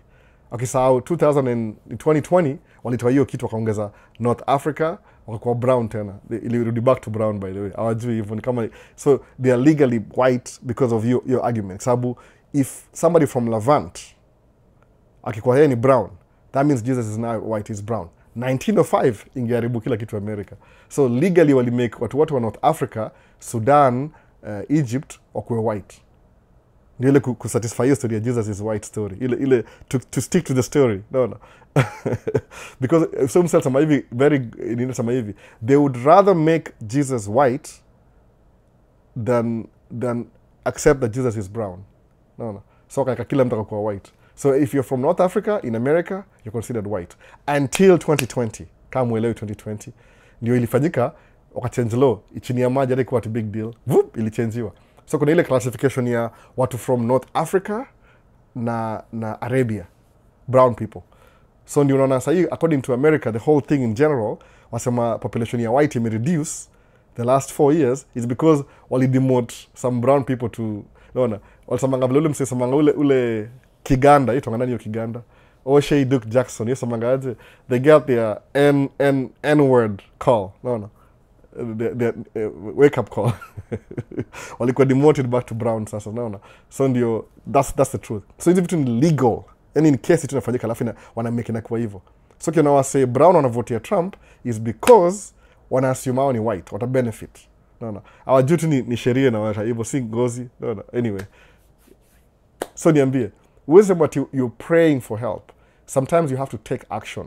Lazima ukuwe na 5-year plan, 10-year plan. So kama uko Kenya unaona kama economy ya Ruto kuna mali mwelekeo, aiendi mali, you're not guaranteed to make it na hii economy. That means you have a 5-year plan. Fikiria, what can I do the next 2 years or 3 years? Nijimake ianze kuwa different. Mwona hivyo sasa. 5-10 year. More than a 4-year plan, by the way. Sijui kwa nini. Maybe nijua 4-year elections. I always have a 4-year plan. Mwosema, okay, for shall buy truck brand new. Is it 4 years? 4 years. Truck yangu ilikuwa 4.5 payment. Nilipa down payment. So 4 years Maisha, by the way. Truck is almost paid off. Nikiuza hiyo truck leo, I can sell it for 180,000. Nili buy 240. So how much have I lost? Like 60? No. It's a big deal. So angalia vitu from a broader perspective. The fear of the unknown. If I kwa fear, sababu, how can it be the fear of the unknown, logically speaking, and you don't even know the fear. You don't even know why you're fearing. So evil. The fear of the unknown. It doesn't make any sense. No. Naogopa kwenda Middle East. Kwa nini? Nimesikia vitu zinafanyikia watu huko hivyo. Imekufanyikia wewe? How many times you experience your story? You never have. So how do you have the fear of the unknown? Na hujaifanya. Musa mangaje, chukua hiyo kitu hiyo reverse, the fear of the unknown, iseme aje, let me have the fear of the known. Kwa nini? Anza biashara. Fail. Sema nilianza biashara nika fail. Album hii tracking siwezani naye. Kwa nini? Nilianza biashara nika fail. Really? Ulikuwa na track? Sikuwa na track. Nilikuwa na sasa tuachie hapo story. So hapo tunaanzia, so kama nini your reasons for not doing something ziko less than 5% of the thing, hata uko 50% kwa grading skill. Hiyo hata ni F kweli, hiyo si F. Hiyo hata kuingia chuo, uliona chuo kwa mbali uka quit before uingie. Kama ni chuo example, kama ni gate, you didn't even get to the gate. Sema aje the fear of the known. Nilienda, I went, I conquered, I failed. So at least nili fail. Sababu, honestly speaking, guarantee ukianza something, alafu fail. Fail imanishi is the end of the world. Fail imanisha try something else. Wase wengi who succeed, au wanza something, wana fail, alafu you fail and ambia, maybe this is not the right way. Alafu wana create more opportunity from the failure, by the way. So kusema you have the fear of the unknown, you will never even try. No. So ndio hivyo ile quote, I'm tying everything together leo. Musema, if you're not failing, you're not even trying. No. If you're not failing, you're not even trying. Kabisa, how do you even fail if you've never tried? The fear of the unknown. You've never done it. Lakini you're scared. Junisikia rumors za wase. Naona kama sema unajikompea na Albo. Nimeambia mimi clean kabisa. Nipatie scale ya 1 to 10. Sawa, nipatie scale. Albo mimi. Si labda mnaona kwa TV unaona ama okay mimi labda ni cheki msako live nini. Oh please, you have no idea. Hii living room too. Hii couch nilibuy na deni by the way nikai pay off. Hii simu iko na deni. Hii simu iko na deni by the way. Hii iko paid off, ili kwa deal. Hizi nisha pay off zote. But everything niko nayo saa hii ime grow over time. Siweza kwa labda naongea hapa sauna kama mseni mnoma ni aje anatuongelesha kwa mtandao kwa live na lipia sijui StreamYard sijui how much every month whatever. Mimi, honestly speaking, I'm gonna be honest with you. 1 out of 10. Nikamwambia niko wapi mimi? I'm a 3 at best. 4 nimejaribu. In everything I do, fail a couple of times. CDL license nienda 3 times nikifail. The 4th time nikapata license. So niambie, wife alienda 1 time. No. Personality. Si mimi hiyo. No. Mimi nilimsemuli jaribu 3 gonga ukuta alafu the right way. So I'm very average, below average. Out of 10 niko 3 at best. 4 nikijaribu. Kuna wasa wako hapa hivi sahi. Hawajua kudismiss vitu.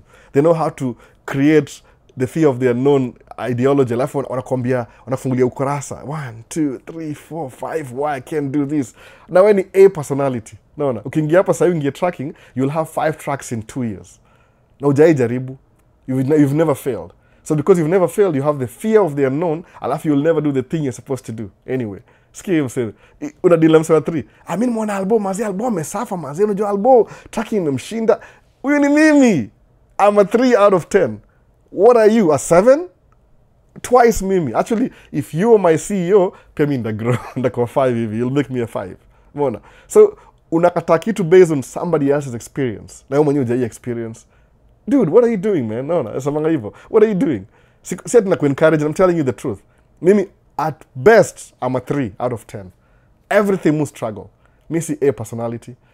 Chuo niko straight A student. Do you know why? I used to study ×2 every night. No. Maybe niko kwa spectrum. Maybe kuna hizi stories za ADHD. Maybe mimi niko kwa spectrum mahali. You never know. Sababu niko slow but get there eventually. That means I have to work twice as hard just to be like most of you. Most of you, see some of you. We're very weird. No. Do you know how long it took me to understand ku set up hii microphone? Hii tu microphone hii hapa hivi. Nikipatia wife DJI, atasoma boom, amalize. Okay, let me be honest. Unaona hii background hii? Hii background. Hii. Imekam na user manual. Sawa? Nimebuy a week ago. Nimetaka ku set up the first day imekataa. No. My mind wasn't getting it. Alafu leo nimeamkia jana, nilianza jana by the way. Figure out, but there is not even complete. Kuna 2 screws missing at the bottom. So, nisi kwa hiyo personality. Niko kwa spectrum maybe. I'm actually on a spectrum. Maybe. The wife yosema, you're on a spectrum. Maybe niko ADHD or something. Very slow, but we'll get there already. So whatever you find natural, it takes me twice as hard to do average. No. Other black people in America is the same thing for business. So, kama mimi siwezi quit, niko kwa spectrum. Je wewe, A personality, 7 out of 10. No. Alafu somebody, the fear of the unknown. No. The world is missing your potential. Na mnajijua by the way, analyze. Si ati chuo ulikuwa unapatanga C, hiyo ni chuo. Chuo ni memorization. That doesn't define you by the way. Oh, sikuwa imeanza high school, nilipata sijui D. Who cares? That system, ulipata D kwa hiyo system. Ushajaribu ingine kweli? Hujaijaribu? Ushaenda Middle East kweli? Ukadu job? Kwa sababu nijua hapa States ni ile kuja hapa lazima uwe na green card, alafu pia hii new administration imeka vitu ikakuwa a little bit difficult. Sawa, it's okay. It doesn't mean that life is over. No. Kama wewe ni A personality, you're always an A personality. Nothing will change. Put it into practice. The world needs people like you. No. New innovative tunatumia hizi masimu na manini. But kama mimi spectrum 3 out of 10, twice as hard to do simple things. Alafu zamati, mimi mwana albona struggle mazee. So hata mimi dude. Anyway, tuendelee. So that's why nasema hivyo. Do what you gotta do. Umalizane nayo. No. Try, fail, find another alternative. No. So hi Albo tuned in all the way from 254045. 045 ni wapi yuko? 254045. Well, kama 254,045 cents. Kama do. So, why is Dwayne William against LLC? He says C Corp is better. Nelson Jr. Because C Corp, LLC is always attached to you. Ask me, I'll tell you. When I bought my truck, Nelson Jr., when I bought my truck, ilikuwa nilisema nini? Walisema, who's the personal guarantor? Sababu my company ilikuwa my company name, my name, mwona hivyo. Kama sasa tuseme, ukiangalia title yangu ya gari, I wish nizaonyesha by the way. Maybe I will. Naonyesha kisha change title. Imeandikwa Al Albert, address, kwa nini ni LLC? So LLC is a glorified sole proprietorship. Kama kuna farm, for example, mkulima, you'll be okay with an LLC. Kwa nini? Wewe mwenyewe lazima upalilie ndio upate produce. Sawa. But if you have employees, it's good to have a corporation. I can even get deeper and live. Let's go sensitive to political sahi, siwezi ongea, but naweza kwambia ukweli kabisa. LLC is attached to your name. So when you're looking for funding for your future business, do you know what they're looking for? How much is Nelson Jr. worth? How much is he potential? Angalia, well, Nelson is 45. Example, I don't know how old you are. Okay, let's meet my example. Oh, well, Albert is 45. 45. He makes about this much every year. Let's see. The average lifespan of African Americans in a middle-class neighborhood in Minnesota is about 72 years. So he's 45 right now. Okay, let's see. He makes about this much every year. So 46, 47, 48, that's 3 years, gonna be 50. What if he gets sick, colonoscopy, he might get cancer, 60, 70, that's 25 years. So he's got 25 years to live. So how much does he need again? 10 million. So we need him to pay 10 million by 45. He has to pay like, okay, $10 million. Do you $10 million? I'm using a calculator, baby. So, okay, he's going to live 45 years. So 45, okay, 245. So 45 years, in the LLC, Junior, I'm answering your question. 45, okay, see, 25 years. So, 25 years, 25 years of your life times 12, 300. So you have 300 months to live. They're not so many. They're not so many. You don't have so many months. Maybe, for example, I have 300 months left to do. Mwezi. 300 moon cycles to go. Then according to the average life expectancy of an African American man in America who lives in with a 800 credit score, who lives in a 800 maybe credit score. I never used to have 800. Who lives in a moderately middle class neighborhood in America? I'll live maybe 72, 73 lifespan. Okay, if that's my lifespan, I have 300 years to go. How much do I want? I want $10 million. Okay, $10 million. So, do you divide by 300 months? So, cost nile, I should be paying 33,333. Let's say just 34,000 a month. That's the loan. Okay, what am I investing 10 million on? Wanangalia. He wants to buy an apartment building. So wanangalia the profitable, the positive side of the profit. Wanangalia the negative side. Sababu wanangaliaje, what's their liability? So he wants to build an apartment building. How much can you build at the current market rate? Yeah, 10 million. How much can you build and what neighborhood? And statistics, wanangalia everything, science. Or well, you can only, so because you can only, alafu akulize, what's your income right now? Useme, I make 5,000 a month. So which means, uko 5,000 by 33, ama 35, ningapi yo? 7. So uko 600% short of your goal, your life. So any LLC, well, I mean, the riskiest we can do, we can only give you 20% of 10 million, which is 2 million. Kwa nini? Wana guarantee utailipa. So if you prove to them that you can pay that off in 5 years, maybe they can work with you. Mwana sasa. So I only have 300 months to go. You need LLC. Sawa Nelson Jr., Dwayne Williams against LLC. Okay, let's think of a corporation. Sawa. How old is a corporation? Swali.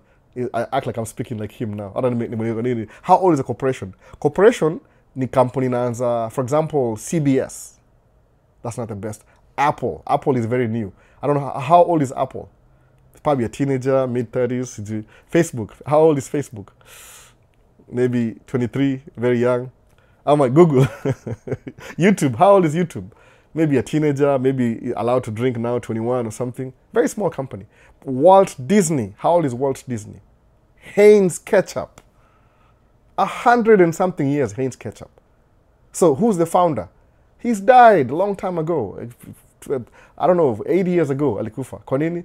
Because he has a corporation. The corporation outlives the individual. Sawa, Nelson Jr. So ukikuwa na corporation, your kids, your CEO, the board of governors, wataendelea bila wewe. So iko na longevity. Alafu kumbuka corporation, you have shares to sell. If you want, you can list it in the publicly traded corporation. Kama Apple, you can buy the shares. You can own Apple shares if you want right now. No. You can have an iPhone 15, kama mimi, getting old, I don't care. No. It's up to you if you don't have a 15. It's getting old. It's 1 year old, 2 year old. You can have an iPhone 15 and still making money by just owning an iPhone. Kwa nini? Ni corporation. Iko na shares. Everybody has a bit of that. So that company has more potential to grow than you alone. That's why I'm fungua C Corp than an LLC. But I'm not saying if you want to open an LLC for a small business, you need to be in a business. If you have a business and you have to work on a business yourself to make profit, like me right now, trucking, guess what? That's not a business. That's just a job. No, I work for myself, self-employed. I'm just self-employed. It's not a business. It qualifies as a business, but it's not a business. Most business owners are away from their business and the business still runs. Sabu, if I stop driving, my business dies out tomorrow. But if it's a corporation, I stop driving, there's 20 trucks, there's 20 drivers, there's a managing director, there's shares, it keeps going without me. So bank is willing to give you more money when kuna ile continuum beyond your own lifespan. I can't believe it, I only have 300 months to go. According to the statistics, averagely. It could be less, plus, minus. Imagine, calculate your life, by the way. How old are you? You're 20. Average male. It's true. Just calculate. It makes sense here, by the way. Because I only have 300 months to go. Woo! August. Oh, so by next month inakuwa 299. It's going down. No. So lazima ukuwe very careful in hizi vitu. So Gato tuned in from Kayole. Gato ni mwana video yako bana, ni mwana video yako. Siwezi kubaia taya bana. I'm not an investor. Niuzie shares za kampuni yako. Nakubaia though, nakubaia. Ganji kwa poa. Alberto, ulikuwa 9.9. Sikuwa 9.9, nilikuwa 9.09. Au kuona vizuri 9.09. Ulikosa hiyo 9 nyingine. Nikapigia screenshot. Sawa. So marketing the calendar. Awesome job. Marketing the calendar. Hello Albo, tuned in as always. It's been a while but bado tuko Nico. Oh, let's see, nakuona let's see. Mpotea kidogo. Kukupotea bado uko busy, naona. Tune in from Kuwait, liking the show. Big up Albo. Naomba baze nikumbushe bana during the week. Niko job ingine mbaya by the way. Good and bad. Tuko job moja, I think the next video, and I'll post your next video. Niko hiyo job Monday pia. Oof. Chapa job 12 hours, 13 hours actually. Naona. Na ni hapo karibu tuweni mahali. So, man, nikumbushe. So kuna Wilson tuanjira sema Ruaka tapping in. Sasa nakuona. Nehemiah nasema nini? Nasema Nomad, how can I reach you bro? I want to ask you how to relocate over there. Masikia Nehemiah nakuuliza Nomad 254, familia 254. So TikTok haraka nasema aje sema nini? Yoggling, sijui ni yoggling nini. Alafu story ya health insurance US, what's a cheap reliable one to use? Huyu ni nani? Life insurance, it depends on your state. Kuna zile mutumia itoaje UCare. Iko affordable kwa familia. It depends on your state by the way. Sisi vile tunaishi kwa hii state na tukuna familia, tuna get my benefit. The more uko na familia na kuwa cheap kidogo. Unaona, uko Midwest, wapi kabisa Midwest? Niko Midwest kama wewe. Wapi? Wisconsin, sema tu Minnesota. Unaona, Minnesota, the best state ever. Cold but good. Ohio. So sijui Ohio na wakaje exactly. Angalia kwa sijui exchange unit kwa sababu unajua Minnesota ni Democrat. So walichukua Obamacare. So since Obamacare insurance imekuwa cheap kidogo. Because we know the benefits of Obamacare sisi wenyewe ama ni Affordable Care Act. Ilikuwa since ikuwe passed ilikuwa cheaper sana kidogo. Before what I used to pay for mimi individual. Sahi twalipa tu the whole family slightly above that. Imagine insurance. All the kids, the whole family coverage. Before ilikuwa an arm and a leg for insurance. Insurance ya health ilikuwa nalipa kama 350, nilikuwa single I think 15 years ago. Alafu ilikuwa na they only cover 80%. So I have to pay 20% of everything. Ile kukue more responsible. But saa hii ni kama sijui ni 550, I don't even know. Nauliza, sijaangalia for a while. Au toa tu, wanaitoanga tu every month. Alafu tunapoa copay ni sijui ni 10% kutoka hiyo. Naiangalia hata sijaangalia. It's been the same for a while. Tuna watoi wako wagonjwa kila saa.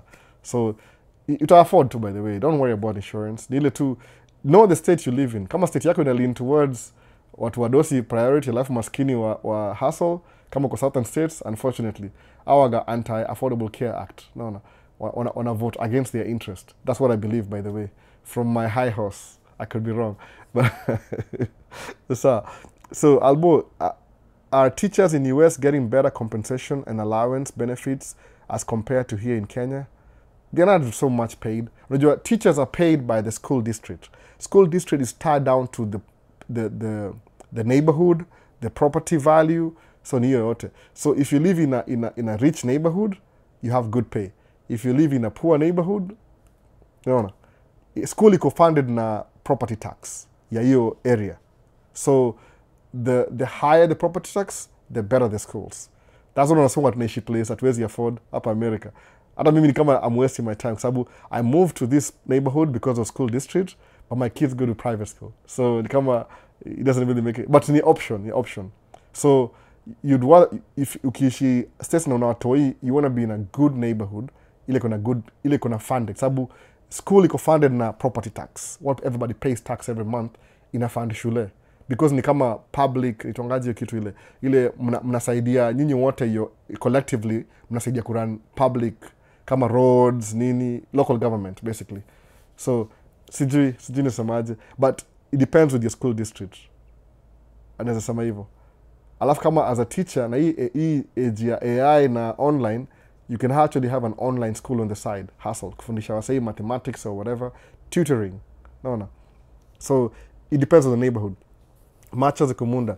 Leo nimechelewa kiasi lakini umenipa very great insight. Thanks a lot. Karibu sana. Karibu. Macha Zikumunda. Hiyo explanation ya LLC nimeipenda. Ebu naomba unifundishe na mimi namna ya kufanya hesabu ya lifespan. Umeniachia kiasi hapo.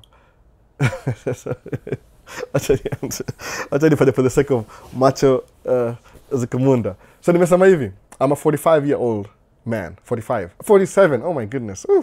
Sorry. Najiwekea negative. 47, ona niko na nywele ya white hapa hivi, 47. So mimi niko 47, sawa. So this is what they do. Suppose ukienda kuchukua life insurance, kuna ile median, mambo ni mathematics, sawa. So this is what they do. Mimi, okay, I'm a African, suppose na qualify kwa my category kwa American class system. Kuna white, kuna, I don't know, there's a look up. So I'm an African American, black African American. Mimi ndio category yangu. So the average lifespan of black African Americans in America, if my credit score on a poor neighborhood, itakuwa 53 years average. Okay, on a middle class neighborhood itakuwa labda 63. So mimi naishi kwa upper middle class. That's what I tell myself. It could be wrong, I don't know. So I have a 800 credit score, 800 credit score. I live in an upper middle class neighborhood. Though mini truck driver, that's not really good. But gari yangu iko na AC. These factors wanaangalia. Ile, what kind of job do you do? Where do you live? Statistically. So average lifespan ya African American, ule being in an upper middle class, that means I'm educated, though I'm not. Kuna ile categories za population. Average, ile wachukua average yote ile kama mean. So if I have a 800 credit score, that means I have a good job. I live in a upper middle class. Lifespan ni kama 72 years. Wanawake ni 79, they live longer. Average median life ya hesabu tu ya watu wale planning. Sasa. So, if my average is 72 years, live. Right now I'm 47.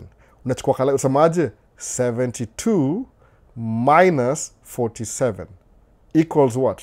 25. So I only have 25 years to live. Sasa. So if I average ile hesabu, isi actual, ile average ile, the median ile kama survey.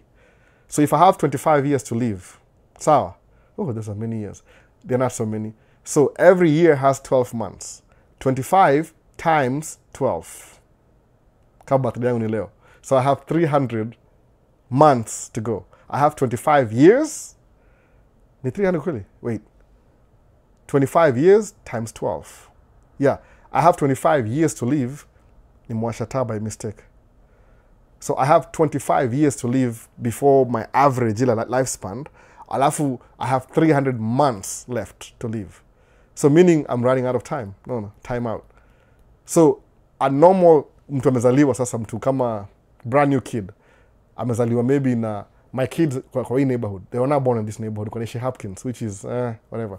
So 73, suppose 73, 173. 73, how much 72? 2072. 72, that's the years you'll live, times 12.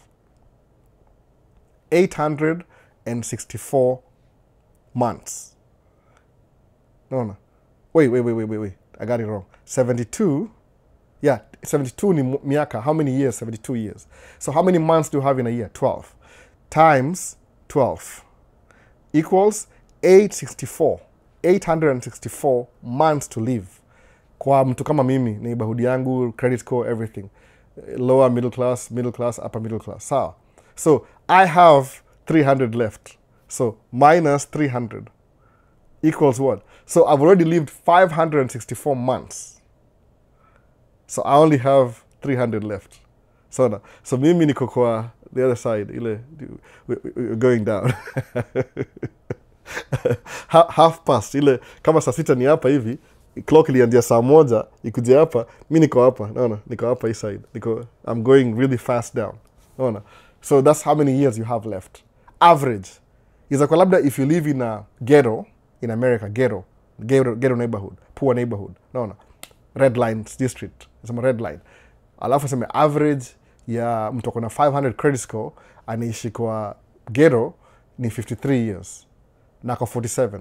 So they only have like 8 years left to go. So what's going to get you? Maybe in the poor quality of water, poor quality of the neighborhood, contaminated air, ama itakuwa labda kazi unafanya ni very demanding sababu ni manual labor, ama you're so stressed all the time, ama you don't have enough money. No. So in a factor, skizi vitu by the way, I'm saying this sababu nilitoa mahali by the way, I read through all these things. Yani, these factors that affect your life on a daily basis. So if you're always broke, you don't have money, you're stressed about money. Over time it accumulates, it gets to you. So if I tell you that sometimes enda Dubai uko na less stress, but uongeze lifespan by 5 years, do it. Uko States, ukuja hapa hiva uju kutumia credit. Maisha States ni free 99. Free information, free 99. What am I doing? I'm sharing my information that may go through for you to avoid your mistakes. Sababu avoiding that mistake, it will increase your lifespan by 20 years more. Kwa nini? You'll be living in a rich neighborhood. Angalia kama Warren Buffett. How old is Warren Buffett? Nikuuliza swali. How old is Warren Buffett? Naona, swali. Acha ni Google nisikue wrong. Naona. How old, somebody has ananiambia, is Warren Buffett? Naona, ako 94 years. Naona, 94 year old. Kwa nini? Utapata Warren Buffett, the salad he eats, it's grown in his backyard. Avocado, kuna mti ya avocado pale. Hewa, kuna air purifier. Kama nina air purifier hapa hivi, kuna air purifier. Mga na air purifier hapa hivi, you know. Doesn't really, mga na kama niko na allergies problems. Zime reduced by the way. Since I started managing my allergies, zimekuwa better siku hizi. I lost weight, no. I pick what I eat. Kuna vitu zina trigger hiyo allergy, kuna vitu zinaipunguza. So kama yesterday kuna very bad air quality yesterday, ile smoke from Canada, whatever. Na video jana, nimeke video jana, mtaona video. Nini iko hazy in a way. So the way you live your life contributes to your extended lifespan. No. I say adversely opposite of that, the same thing. If you're always stressed, you don't have money. If you're happy, you live longer.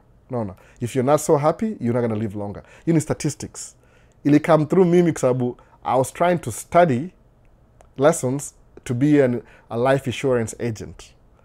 So in part of that, katakuwa na hizo the calculation out to me. I didn't go your book by the way. Hii ni tu on the side kusoma. Mwaga niko hivyo. I always feel like I don't really know enough information. So when I'm reading, musoma vitabu hivi, nasoma juu, nasoma chini, nasoma side. I want to know everything about everything. Then nikuwe more prepared. Kwa nini? Me do twice as hard just to be average. No. So that's what I do. So unapiga hesabu unaona niaje, ndaishi for how long, niko stress na pesa. It affects your life. No. Kuna sema somebody, nawachia everything Mungu. Yeah, that's true. You can do that spiritually. It might help you. You might get 3 years ukiwachia Mungu kila kitu, but the life still happens. Mwona hivyo. Life still happens. You have hopefully for the future you. Lakini kumbuka kitu moja, the gospel you have in Africa, 99% of it ilikam kwa colonialism. No. Why did they do that? The best way to control watu ni kuwapatia religion. No question, it's a no-brainer. No. Nikwambia tu, hey, there's a superior God up in the sky. Why do they have to be? Why can't they just be there with you? But impossible. It's just so impossible. It's like out of your reach. It's like so far away.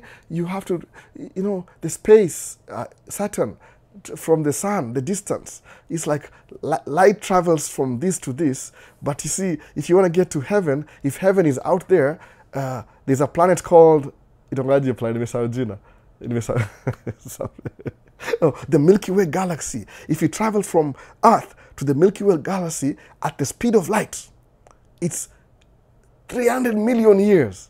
And if you travel from the Milky Way galaxy, there's 1 million billion dollar planets out there. So if God exists in the black hole, somewhere up in the distance, past, actually, you could be a zombie thinking about those numbers. No. Come on, $1 billion. $1 billion is a lot of money, by the way. $1 million is a lot of money. Do you know how much $1 billion is? Oof! Piga hesabu uone. No. Ukipewa $1 billion leo, you wouldn't use that money in your lifetime. utabaki nayo bado at the end of it. Kama mimi sasa hivi $1 billion. Hata sijui 4th generation tutakuwa na hiyo pesa bado. Even if I'm just spending every day. Sitamaliza. So, okay, does it make any sense to you? Acha niwaambie. Lifespan yangu hapa America, I use $6,000 a month to run my household. Sawa. To determine. Albert has 300 months to go. Okay, I have 300 months. So in the next 300 months, I'm alive. My kids are growing, they'll leave. Okay, suppose let's just keep everything the same. Okay, I have 300 months to go according to statistics. Sawa, it doesn't make any sense. Piga tu hesabu leo. Leo nijua tunaongea mambo ya hesabu. So 300 kuna $6,000. Sawa, times 300. Hesabu ni nini? 1.8 million. So mimi nikikufa kama niko 72, the amount of money I need between now mpaka nikufe 72 na statistics, I need $1.8 million. Niambie. So how much is 10 million? 10 million, ukipata 10 million sahi, even in my current lifestyle, sitaimaliza, nakufa niiwache. Ndawacha kama sema hii 1.8 million minus 10 million. Na sawa, piga hiyo hesabu. It's a lot of money. Watu wajuangi hiyo hesabu vizuri. 8.2 million, which means averagely ni kama out of 100 ndabakisha I'll only use 1.8% of 10 million in my lifespan. Nikiishi hapa sahi. So for me to get funding ya 10 million, I need to have a what? Corporation. Ile ita outlive. My kids will continue, and my kids' kids, and my kids' kids' kids. No. Samaliza hiyo pesa. So ikinipatia sahi $2 million sahi, itametu ile plus minus. $2 million sahi as we speak sahi. That's enough until my last day on earth. Done. No. Lifespan. According to the average. But if I'm alive at 72, unfortunately, mpaka 94 kama Warren Buffett, then I need more money. I need more money. So kama una work hard sahi Kenya, alafu uanze life yako sahi, alafu stabilize, you'll live longer and you'll have money to enjoy the living longer thing. Sababu kuna place hapa Waizara, nishapeleka around huko hivyo. Waizara ni place moja ni old money rich. People are so rich, but our show off, you can't even tell they're rich. Ile tu, nyumba inakaa mzee, gari ni expensive, boat ni expensive. Unashindwa, why can't they just build the house? Ni ile amekuwa kwa hiyo nyumba for the last 40 years. They don't need to build it, sababu najua time is running out. So asema tu, let's just live to the end of this, alafu to old money rich. No, old money rich. I need 1.8 million kuishi paka your average lifespan. No. That's what they look for. So jiangalie ujiulize, how many months do you have to go? Maybe it makes sense in a way. Tusema, every month I'm losing money. What do I do? I need to make that money. No. Na hii 6,000, it tumesema averagely. Do I even need 1.8? I don't think so. Because my kids are growing. No. Watakuwa na life yao. I think it's a countdown. Ule mkubwa kabisa kuna 3 years to go, alafu out. Alafu hiyo mwingine akona ngapi? So hiyo ako 15. Alafu mwingine ako ngapi? Hiyo 11 out. 9 out. 2-year-old, daddy's girl, maybe a little bit longer, maybe 19 more years out. So it reduce. 6,000 to reduce over time. No. You need mortgage, alafu insurance, alafu chakula, your $6,000 a month. Sawa. But guess what? Waki move out, they'll have their own insurance. No. Alafu maybe, there's so many factors. There's two, I need less than 1.8 million. I'm pretty sure if I had $1 million sahi, I don't need to work a day in my life. Mwana hivyo sasa. Kama ya average ndio hiyo. Hiyo ndio hesabu nafikiria kusema, does it really make any sense? So if you're procrastinating, na uko 40 something, ama umekaribia 40, how many more months do you have? Na ile average, ile scale, jiangalie mali uko, jipime uone. No. Are you middle class? Are you, to me, a metrics in America, by the way, American metrics, it might give you a rough idea. No. Ini metrics in America, an average lifespan ya African American in a poor neighborhood ni 50 something years. Hata wasema, in other words, ule John Hope Bryant, you to me a credit score. Wanasema, if your credit score is 500, you live 20 years less than a guy with 800 credit score. Kwa nini? Just the opportunity ya to make difference in your life. Naona. Na hizi mambo za changing your life, I think in between 3 to 5 years. That's it. You start something 3 to 5 years, it'll transform your life completely. Alafu kidu another 5 years, it'll change your first generation completely. Ukienda the second 15-year plan, it'll change your third generation. Ukienda 20 years plan, it'll change paka the fourth generation. Alafu the second generation, you do the same thing that you did, wata buy 8 generations after hao. Pesa yao itakuwa bado. Unaona sasa? somebody has to take over somewhere. Aanzie hapo hivyo. Ukiblame ukoloni, blame sijui Israel is getting help from America, sijui, no. There's so many details. Ni joke tu nasema ile sarcasm. Sawa, TikTok. TikTok imenyamaza ni aje? YouTube basi, YouTube. Mbona sasa? So, ile explanation ya LLC nimeipenda. Sasa, niliambiwa nifanye leo na husband. Husband nimenifanyia kitu leo. Jina yake ni husband. Kwa nini? So, Duke of E10, watching from E10 Kenya. Umeenda kuvisit? Msako ako 254 leo. Duke of E10 ako E10 kabisa na akilisha. Karibu sana. Hey Albo, talk about the aspect of investing in America or investing back in Africa and returning of investments. Maisha Ken.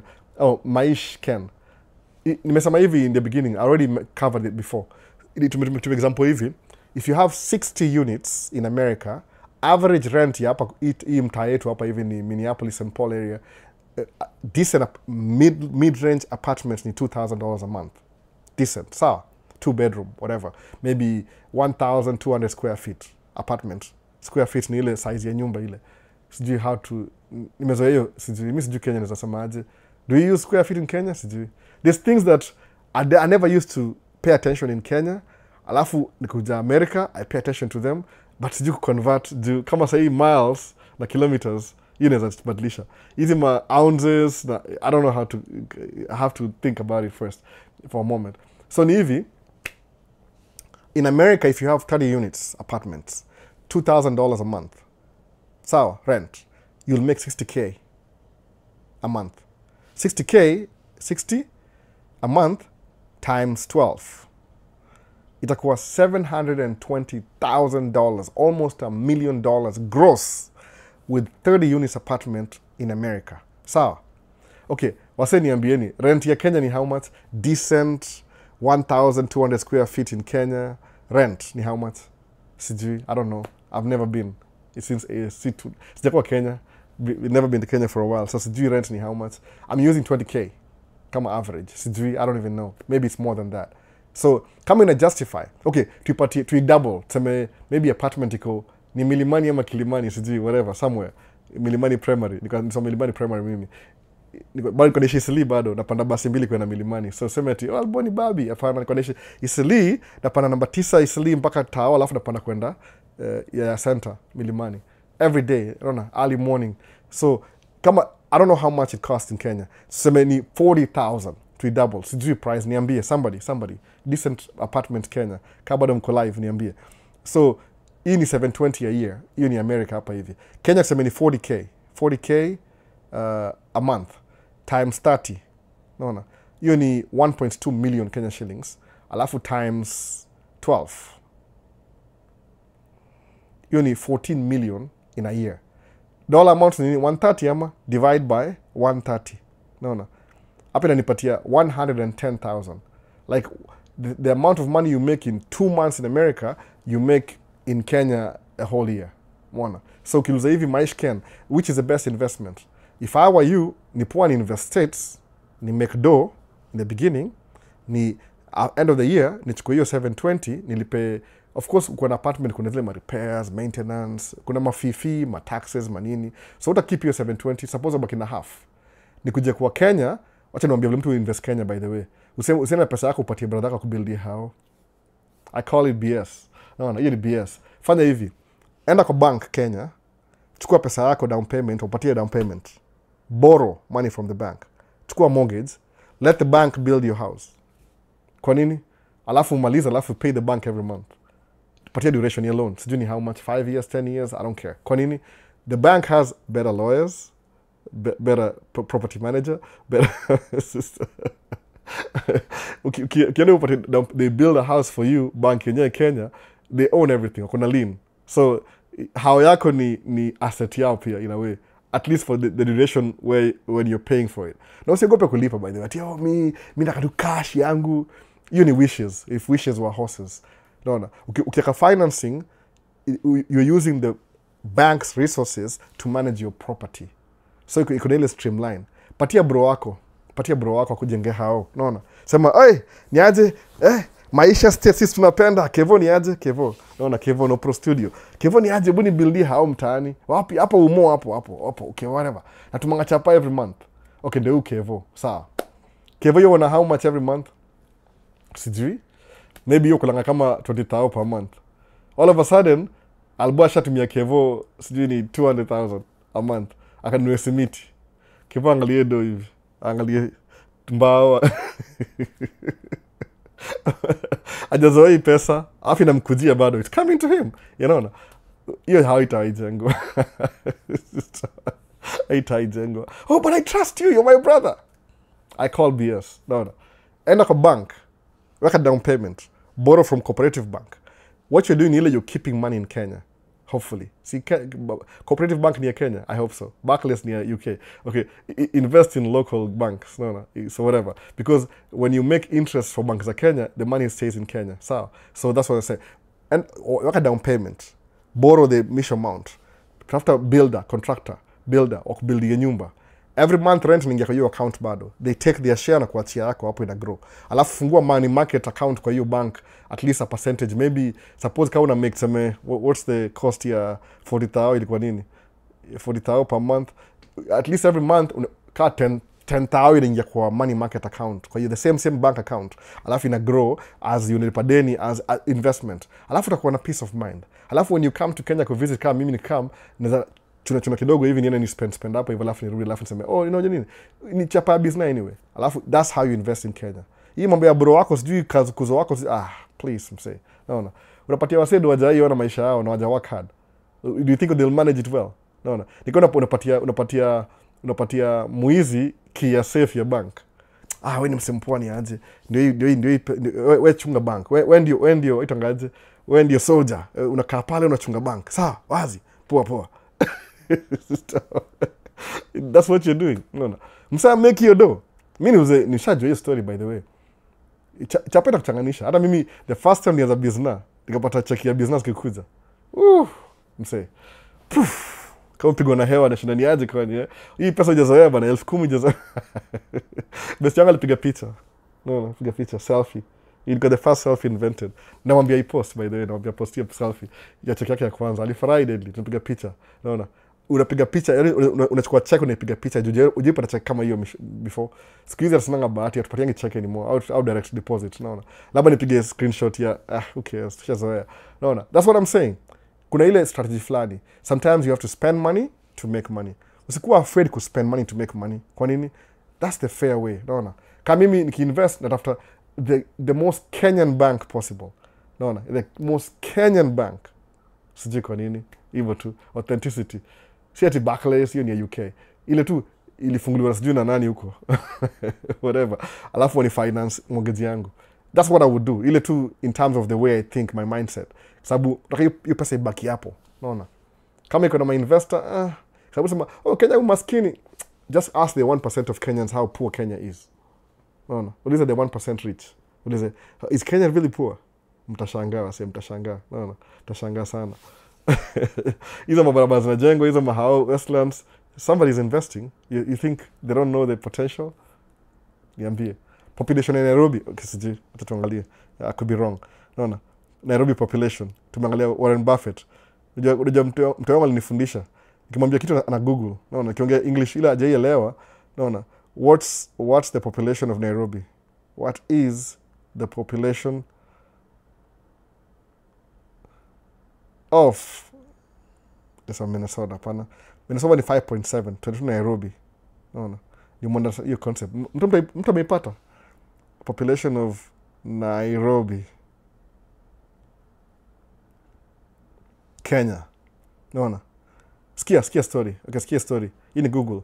The population of Nairobi, Kenya is estimated to be 5.3 million people in 2023. Sikia hivyo. Minnesota State, the whole country of Minnesota. What's Minnesota? Minnesota State is 5.7. Nairobi is 5.3.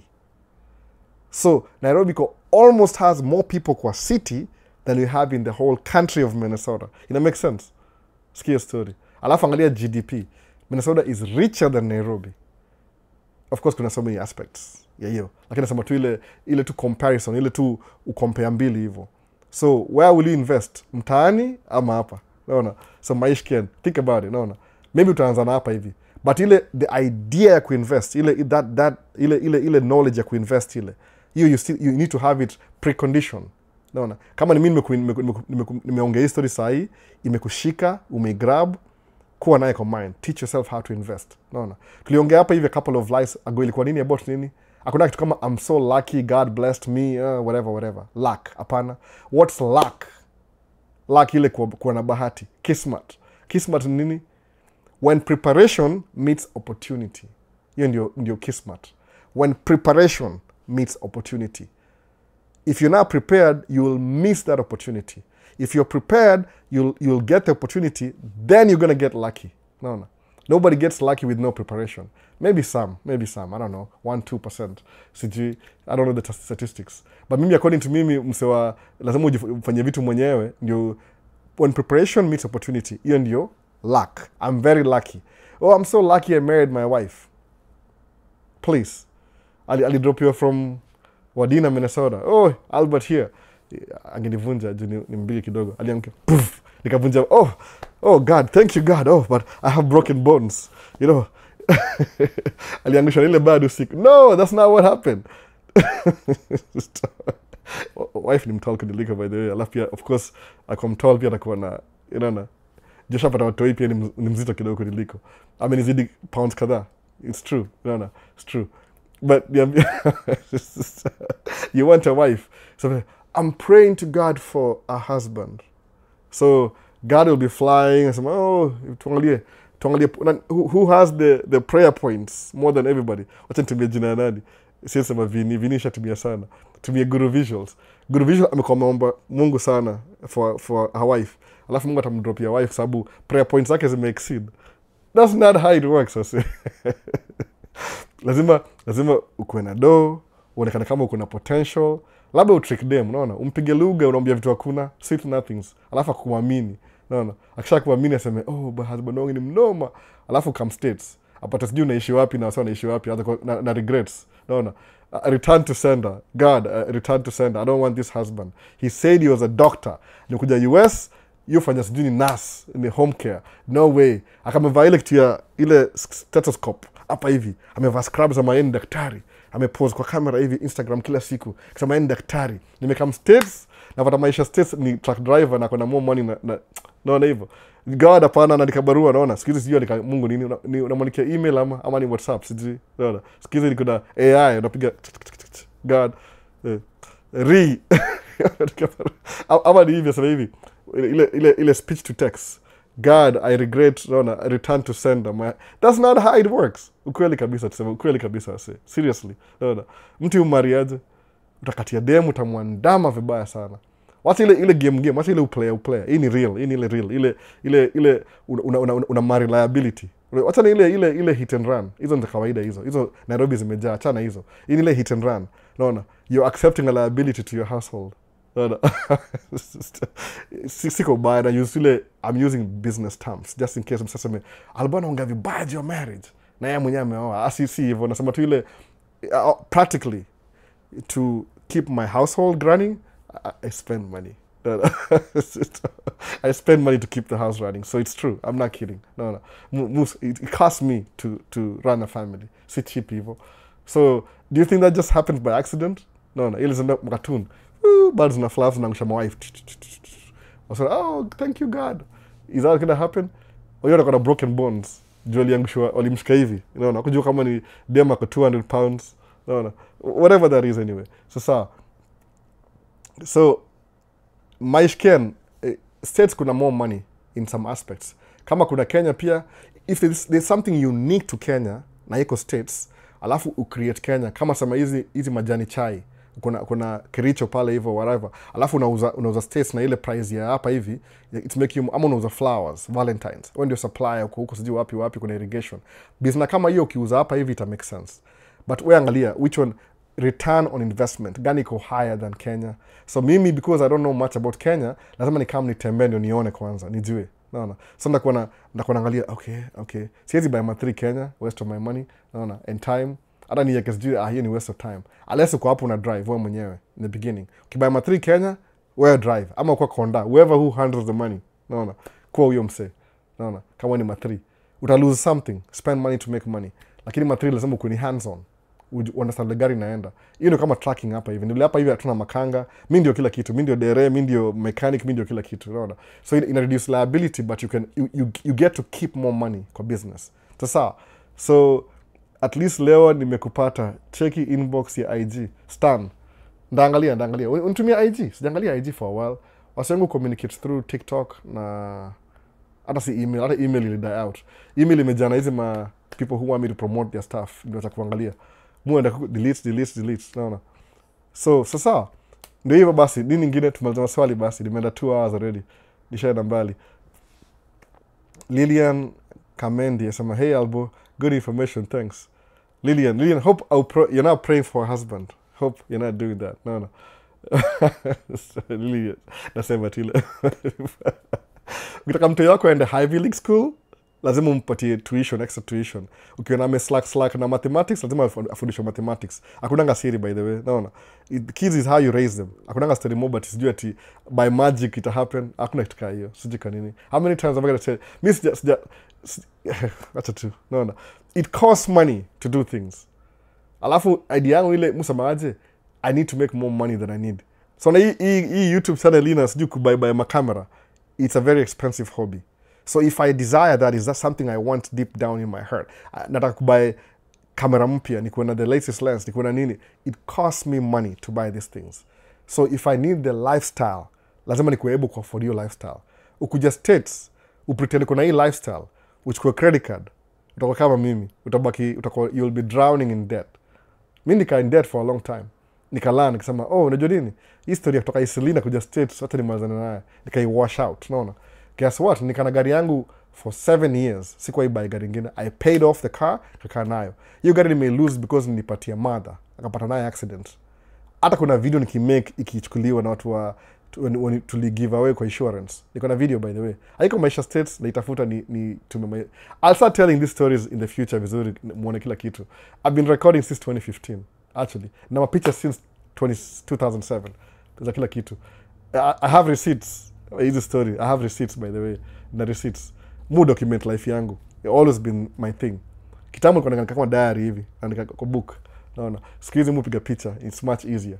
So naambia story yote nilianzia. So tutaanza tuende hivyo pole ujue kulienda aje. I was in debt, drowning in debt. Stupid consumer debt. Nikalan. Siku hizi bado mu drive Audi, ni expensive to maintain. I don't drive it that much. Nime drive jana sijui after 2 weeks. Lakini gari nilibuy na kampuni straight up. Ni LLC bado C Corp, SC Corp, but I wish ningebuy na C Corp. Now knowing what I know, nimekam kusema, no. There's always something new. There's something that you don't know this year or next year. But if you kama uko prepared, utakuwa more receptive ku understand next time than not. No. Kuna wasa kuna journey za Middle East wende udu job. Wasa ngapi na job na Middle East? Trending 254 kwa Middle East. Maybe akiwatch Maisha States in the beginning, alikuwa Kenya, sasa yuko Middle East.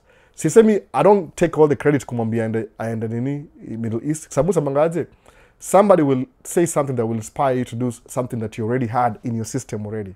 Si ati ni albol fanya kwenda hapana, I can't do that. Me naweza kwa something that I said ili connect na wewe. Alafu the desire that you had ika-affirm. Alafu ukatake action. Si mimi, naona. Mimi Paul, sumo na Paul kila wiki by the way. Tuliongea na Paul, alinipick company. Paul alikama, niaje Albo, niko Dubai, na come States next year. Okay, sawa. Nimekam States, nianzie wapi? Tafuta job kwanza, fanya. Okay. I'm saying niaje, nisha get license. Get license come Sunday. Paul alishow up ski. Sunday. Boom. Hala. Akinena anatenda.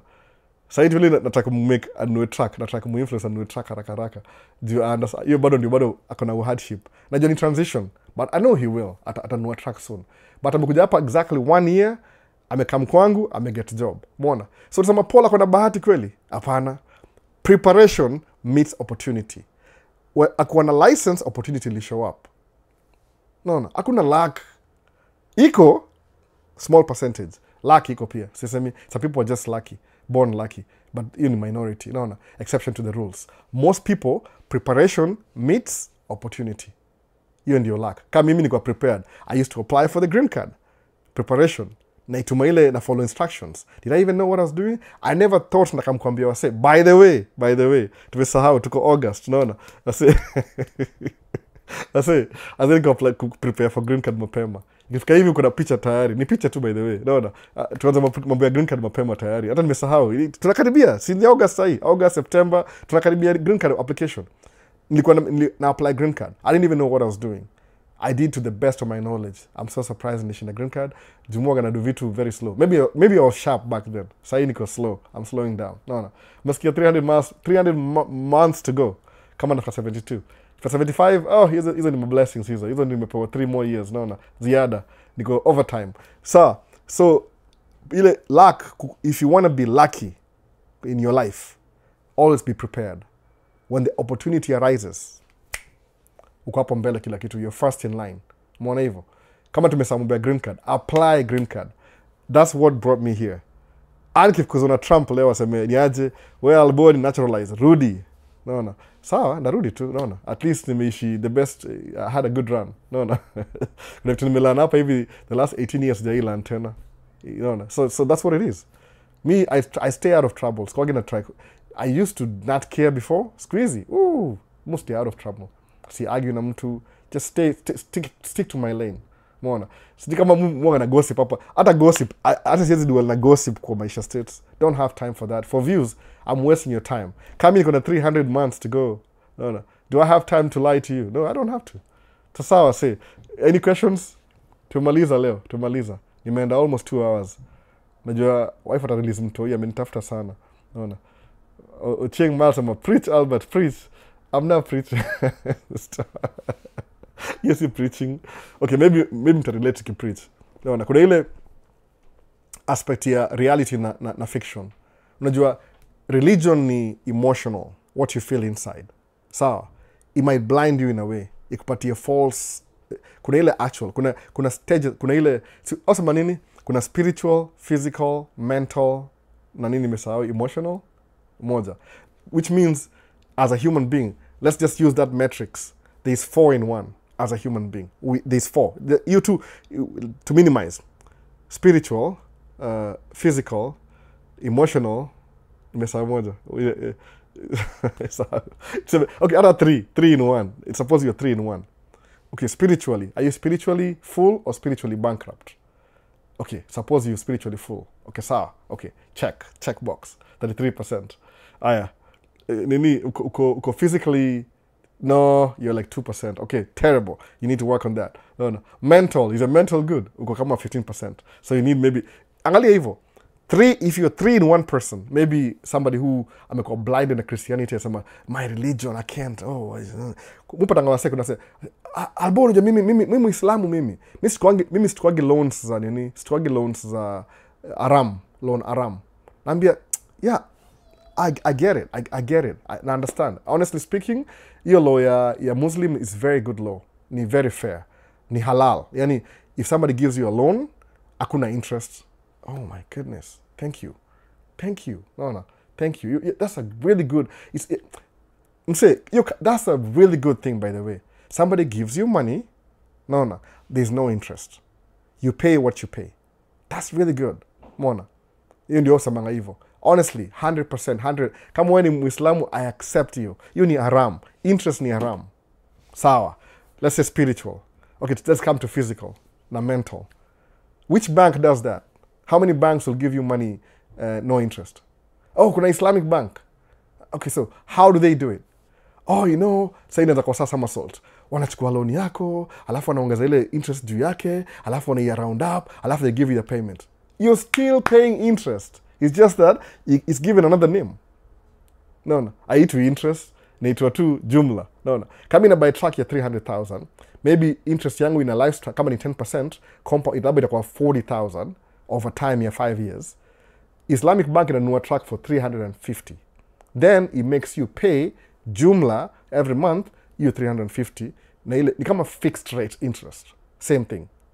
The only thing defanya ni ile aujaita interest, umeita tu fixed rate, whatever, fancy name, whatever. Who runs the world? Juliza hivyo, who runs the world? No. The people who run the world na bank system, inapatia na wase hiyo So musema hivi, kama kuna bank unajua iko na hiyo Islamic bank, go and borrow money from them. Lakini I guarantee if you're borrowing their money, now they're in this world, they have to figure out a way kufund hiyo borrowing yao. Kwa sababu there's rules of banking. Na musemanga aje, kuna hii very specific thing usemanga aje, kuna a separation of church and state. That's very important kwa American Constitution. Sababu church iwezi kuwa state na state iwezi kuwa church. Naelewa. Kuna watu everything together. I want a husband, Mungu. I want riches, Mungu. I want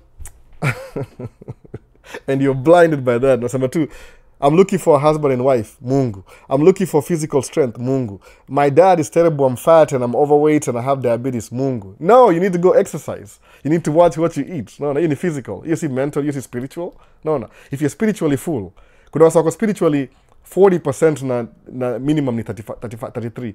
Alafu physical wako 2%. So spiritually more overlap ile story ya spiritual. It's supposed to be 33%, no. Kwa sababu ni 100%, 33. Lakini spiritually yao iko 50%. So ime overlap physical na mental, no. They're not thinking, they're not doing anything physical. They just stuck on the spiritual 50%. Alafu wana make up what will gonna happen to them in the future when they go to heaven in the streets of gold. Then they'll have Nikes. If there's Nikes in heaven. Kuna China heaven, ina make Nikes, sijui.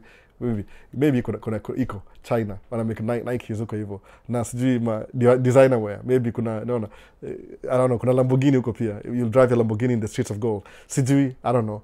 But people, they give too much spiritual, but they divide equally. Alafu wana neglect physical na mental. After they wonder why nothing is happening in their life. No. Musamanga, if you start a business, government, civil government, it doesn't care what religion you are. Pay interest, pay tax. Everybody pays taxes in America. It doesn't matter what religion you are. That's why walikuwa very specific. Wakisemaje, separation of church and state. Kwa sababu kuna vitu zitakuwa pass na gava, they will look like oppression kwa religion. But hii ni gava, hii ni separate. Hii si religion. Why do I have to pay 10% of all my income? You need tithe. Okay, actually need tithe, by the way. Who cares? So, government ya America ilipanga, you have to pay tithe to exist. Najua hivyo, itonga, jina yake si tithe, itonga taxes. If you go to church, you have to pay tithe. Tithe ni nini? Ni taxes. Hapa into taxes, hapa into tithe. Same thing, 10% yote, by the way. No. Ni definition. But some people will feel like, I'm being oppressed because I'm paying taxes. I get a church, I'm being blessed because I'm paying taxes. Oh, scratch that. It's tithe. Oh, and offering. Extra taxes. These are the property taxes. I'm being so over here, you're now oppressed, alafu hapo unakuwa oppressed. Two separate entities. No. Physical, mental. In definition yangu, by the way. I'm just trying to make it understand. I'm not saying that's the whole thing. There's a time and place for everything. Kama ni physical, if you need to get a girlfriend, si unaomba na unatenda. No. That's what you do. No. So kama ni Dero Travels, anaongea na mzungu, anamuuliza what's your phone number? Anaambia I'm also on a mission trip. So let's do the mission trip together. Dem yote mzungu yuko mission trip Kenya. Amekamtafuta Hazi. AKA, I'm not kidding, by the way. Ni mwa interview siku hizi juzi. Ukiona dem yote mgosa ameka mission trip Kenya, ana shop ya Hazi. No. Amesikia huko ndio authentic, organic, wako pale Kenya. Si kama sisi tumeharibika hapa, tunajua too much. No. Wako shopping. So, Dero Travels, ukiona dem ngoso, sione kama ati hakujui, anaku-analyze, unaona. Hesabu, unaona, check out. I'm joking na yeye, lakini anaelewa. Kuna video moja alipost. Sasa tumalize live bana. Ni nini? Uongee venye Isli imekuwa utashangaa high rise buildings. Nimeona video kadhaa, umeona. But hiyo si Isli yangu hiyo. Isli yangu ilikuwa tu imetulia, unaona. Itabidi the city always expands. Sawa. The place where there's more commerce, ita grow. So kama Isli ndio ina run economy ya Nairobi, ita grow. That's inevitable. Hata hapa hiyo happen hivyo. If the city is growing, some people will be outpriced out of the city. Naona, itakuwa tu hivyo. Hapa kuna gentrification. Kama pale Nairobi Kawangware nini, if the city grows, Kawangware maslums zitaisha zote. Somebody will buy that property and redevelop. Kibera itakuwa Kibera anymore. Things change. Gentrification. Ni vile inamaanisha people don't want to invest right now because population na nini. So the best I can do ni ile, if you can tell Nairobi is growing outwards. Kwa sababu bro niambia alinunua shamba Kitengela. Meaning the city is growing, it's expanding. Kwa nini? Investment. It happens. No. The money in a while keeps going up. if you're not participating in that economy, you're going down. No. It's getting harder and harder for you to live your life. In reality, I'm not the one who said so. In the rules, no. Learn the rules of the game, play the game by the rules. Ukibaki nje wewe una spectator, utabaki unaumia kila siku na complain. No. The world is just going to get richer. Kulikuwa na mamilionea, siku hizi ni matrillionaire, kutakuwa na the next thing. Sijui, millionaire, billionaire, soon itakuwa na matrillionaire. Sababu Apple is worth $3 trillion.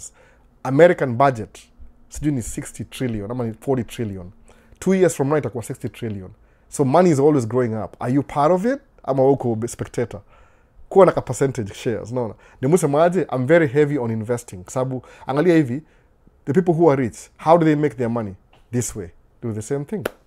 Just do the same thing. No. Sababu 95% of the people won't do it. They won't do it. Watakuwa caught up na hiyo religion, sijui nini, sijui might say this, I can't do this, I can't. No. Whatever can't, last name. No. I can't do everything. No. Can't. So itaendelea, economy, itaendelea tu hapo hivyo. Vini nacheka tu hapa hivi. Najua nachakia nini, ile mambo ya wife ile.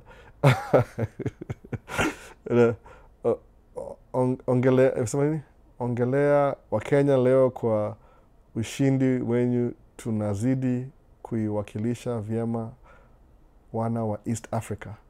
Hii ni Kiswahili ngumu bana. Huyu ni mtizi labda. No. Ongelea Wakenya leo, ushindi wenyu tunazidi kuliwakilisha vyema. Hata sijui niseme nini. No words. No. I'm tongue-tied. Very good Swahili. So Eva sema, yes, never give up, man. I mean, never give up. Yeah, that's true. Hata amejua hivyo. Naambia mtu wa 30% interpret Kiswahili. You need to give me like 15 minutes. Niende ChatGPT niseme, define these words. No. I sucked at Kiswahili, by the way. So you never give up, man. You never give up. That's true. You never give up. Amesema ukweli. Unaona, nimechelewa sana. Kuna recording, rudi nyuma at the beginning, kuna recording. Ama nda post video on Friday, the whole thing pia. Sawa. Ibra Msofe. Mwana, anacheka tu hapa. You inspire me a lot, dude. Big up. Sasa, Vini asema nini Vini? No. Dero ache kuomba winda. Nasikia Dero. Acha kuomba, unaona. Kwanza akamsikia yonga na nini? Kuna DJI ama nini? Liko nini? Ilikuwa Rode microphone. Kama hivi, anasema hivi. Rate me from 1 to 10. 5. Alafu amesahau. Nini bana?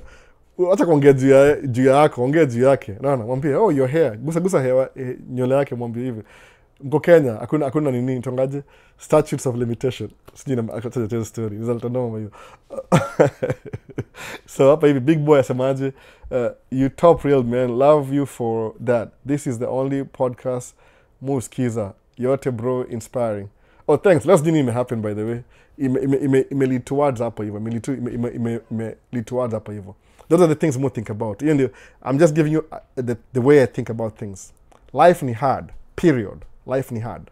So you need to make moves na make inakuwa easier.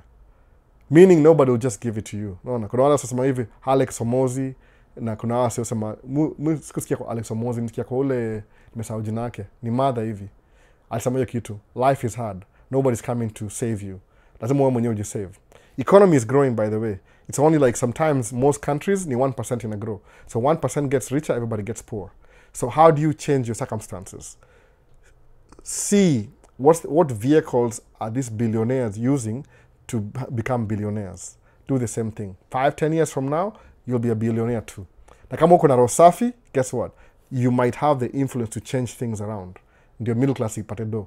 Sababu I don't get it myself. I don't get it. Coming kwa billionaire, in my mindset sahi, unless something corrupts me, nda try kurudisha hiyo do back to middle class. Sababu middle class ndio spend do. No. If you give me $12,000 every month, I'll buy a new car. I'll buy a bigger house. Any default, everybody will buy things. No. The more you buy things, economy na move. If you give rich people more money, rich people, they invest more. They don't buy. Wako very frugal, watu rich. What made them rich is not spending money recklessly. Imagine evil. Somebody's not spending money recklessly. If you give them more money, they'll just invest. They won't spend it recklessly. But if you give the average people more money, they will spend it. So what do? Keep average people making more money. Alafu economy ile collectively tuta grow GDP at the same time. Hata Kenya is the same thing. No. Somebody has to do it. So you labda Ruto alisema, I just give up, I can't do this anymore. No. Let's just to do the usual, ile the same script. No. Me, I have ideas ya kuifanya, but I don't know how I can execute the ideas. Lazima nikuwe na team, kwa sababu you don't do these things by yourself. No. So dero umeambiwa acha kuomba, winda. No. Winda kabisa. Umeona? Kuna wasema winda wengi sana.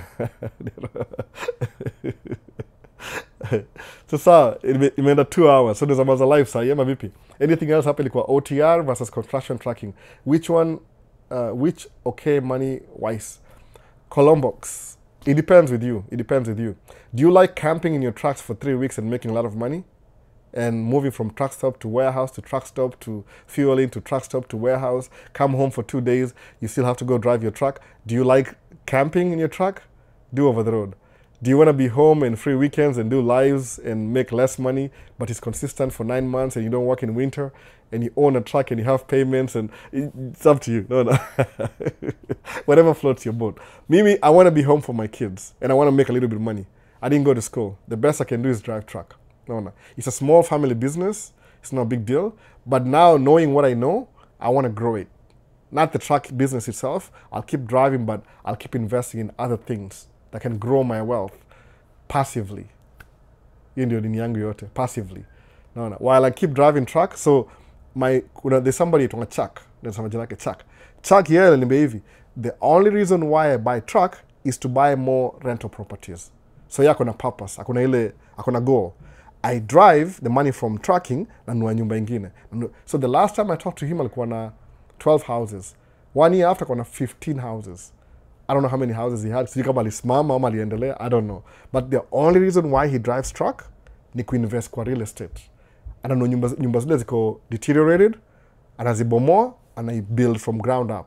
Alafu anairent. Ananunua ingine deteriorated, ile fix and flip. Ama fix and rent and flip. Don't hivyo, real estate. That's all he does. So aki drive truck is for his investment. Chucky aliambia hivyo. So that's the same thing I want to do. You can't drive truck forever. Mwili itachoka, unaona? Kuna ile lifespan ile. Umeona? So you just drive enough for a reason. Give it a reason. At the end of the tunnel. I'm keeping the income consistent. Kwa sababu unajua nini? Idea yangu ni hivi. I just believe that ukidrive truck you make more than you need. If you make more than you need, ujipatie 5 years, hata invest na stocks, shares. There's so many options. I can't even listen. I need to write them down to remember. Sababu kuna stocks that have dividend every month. Mona.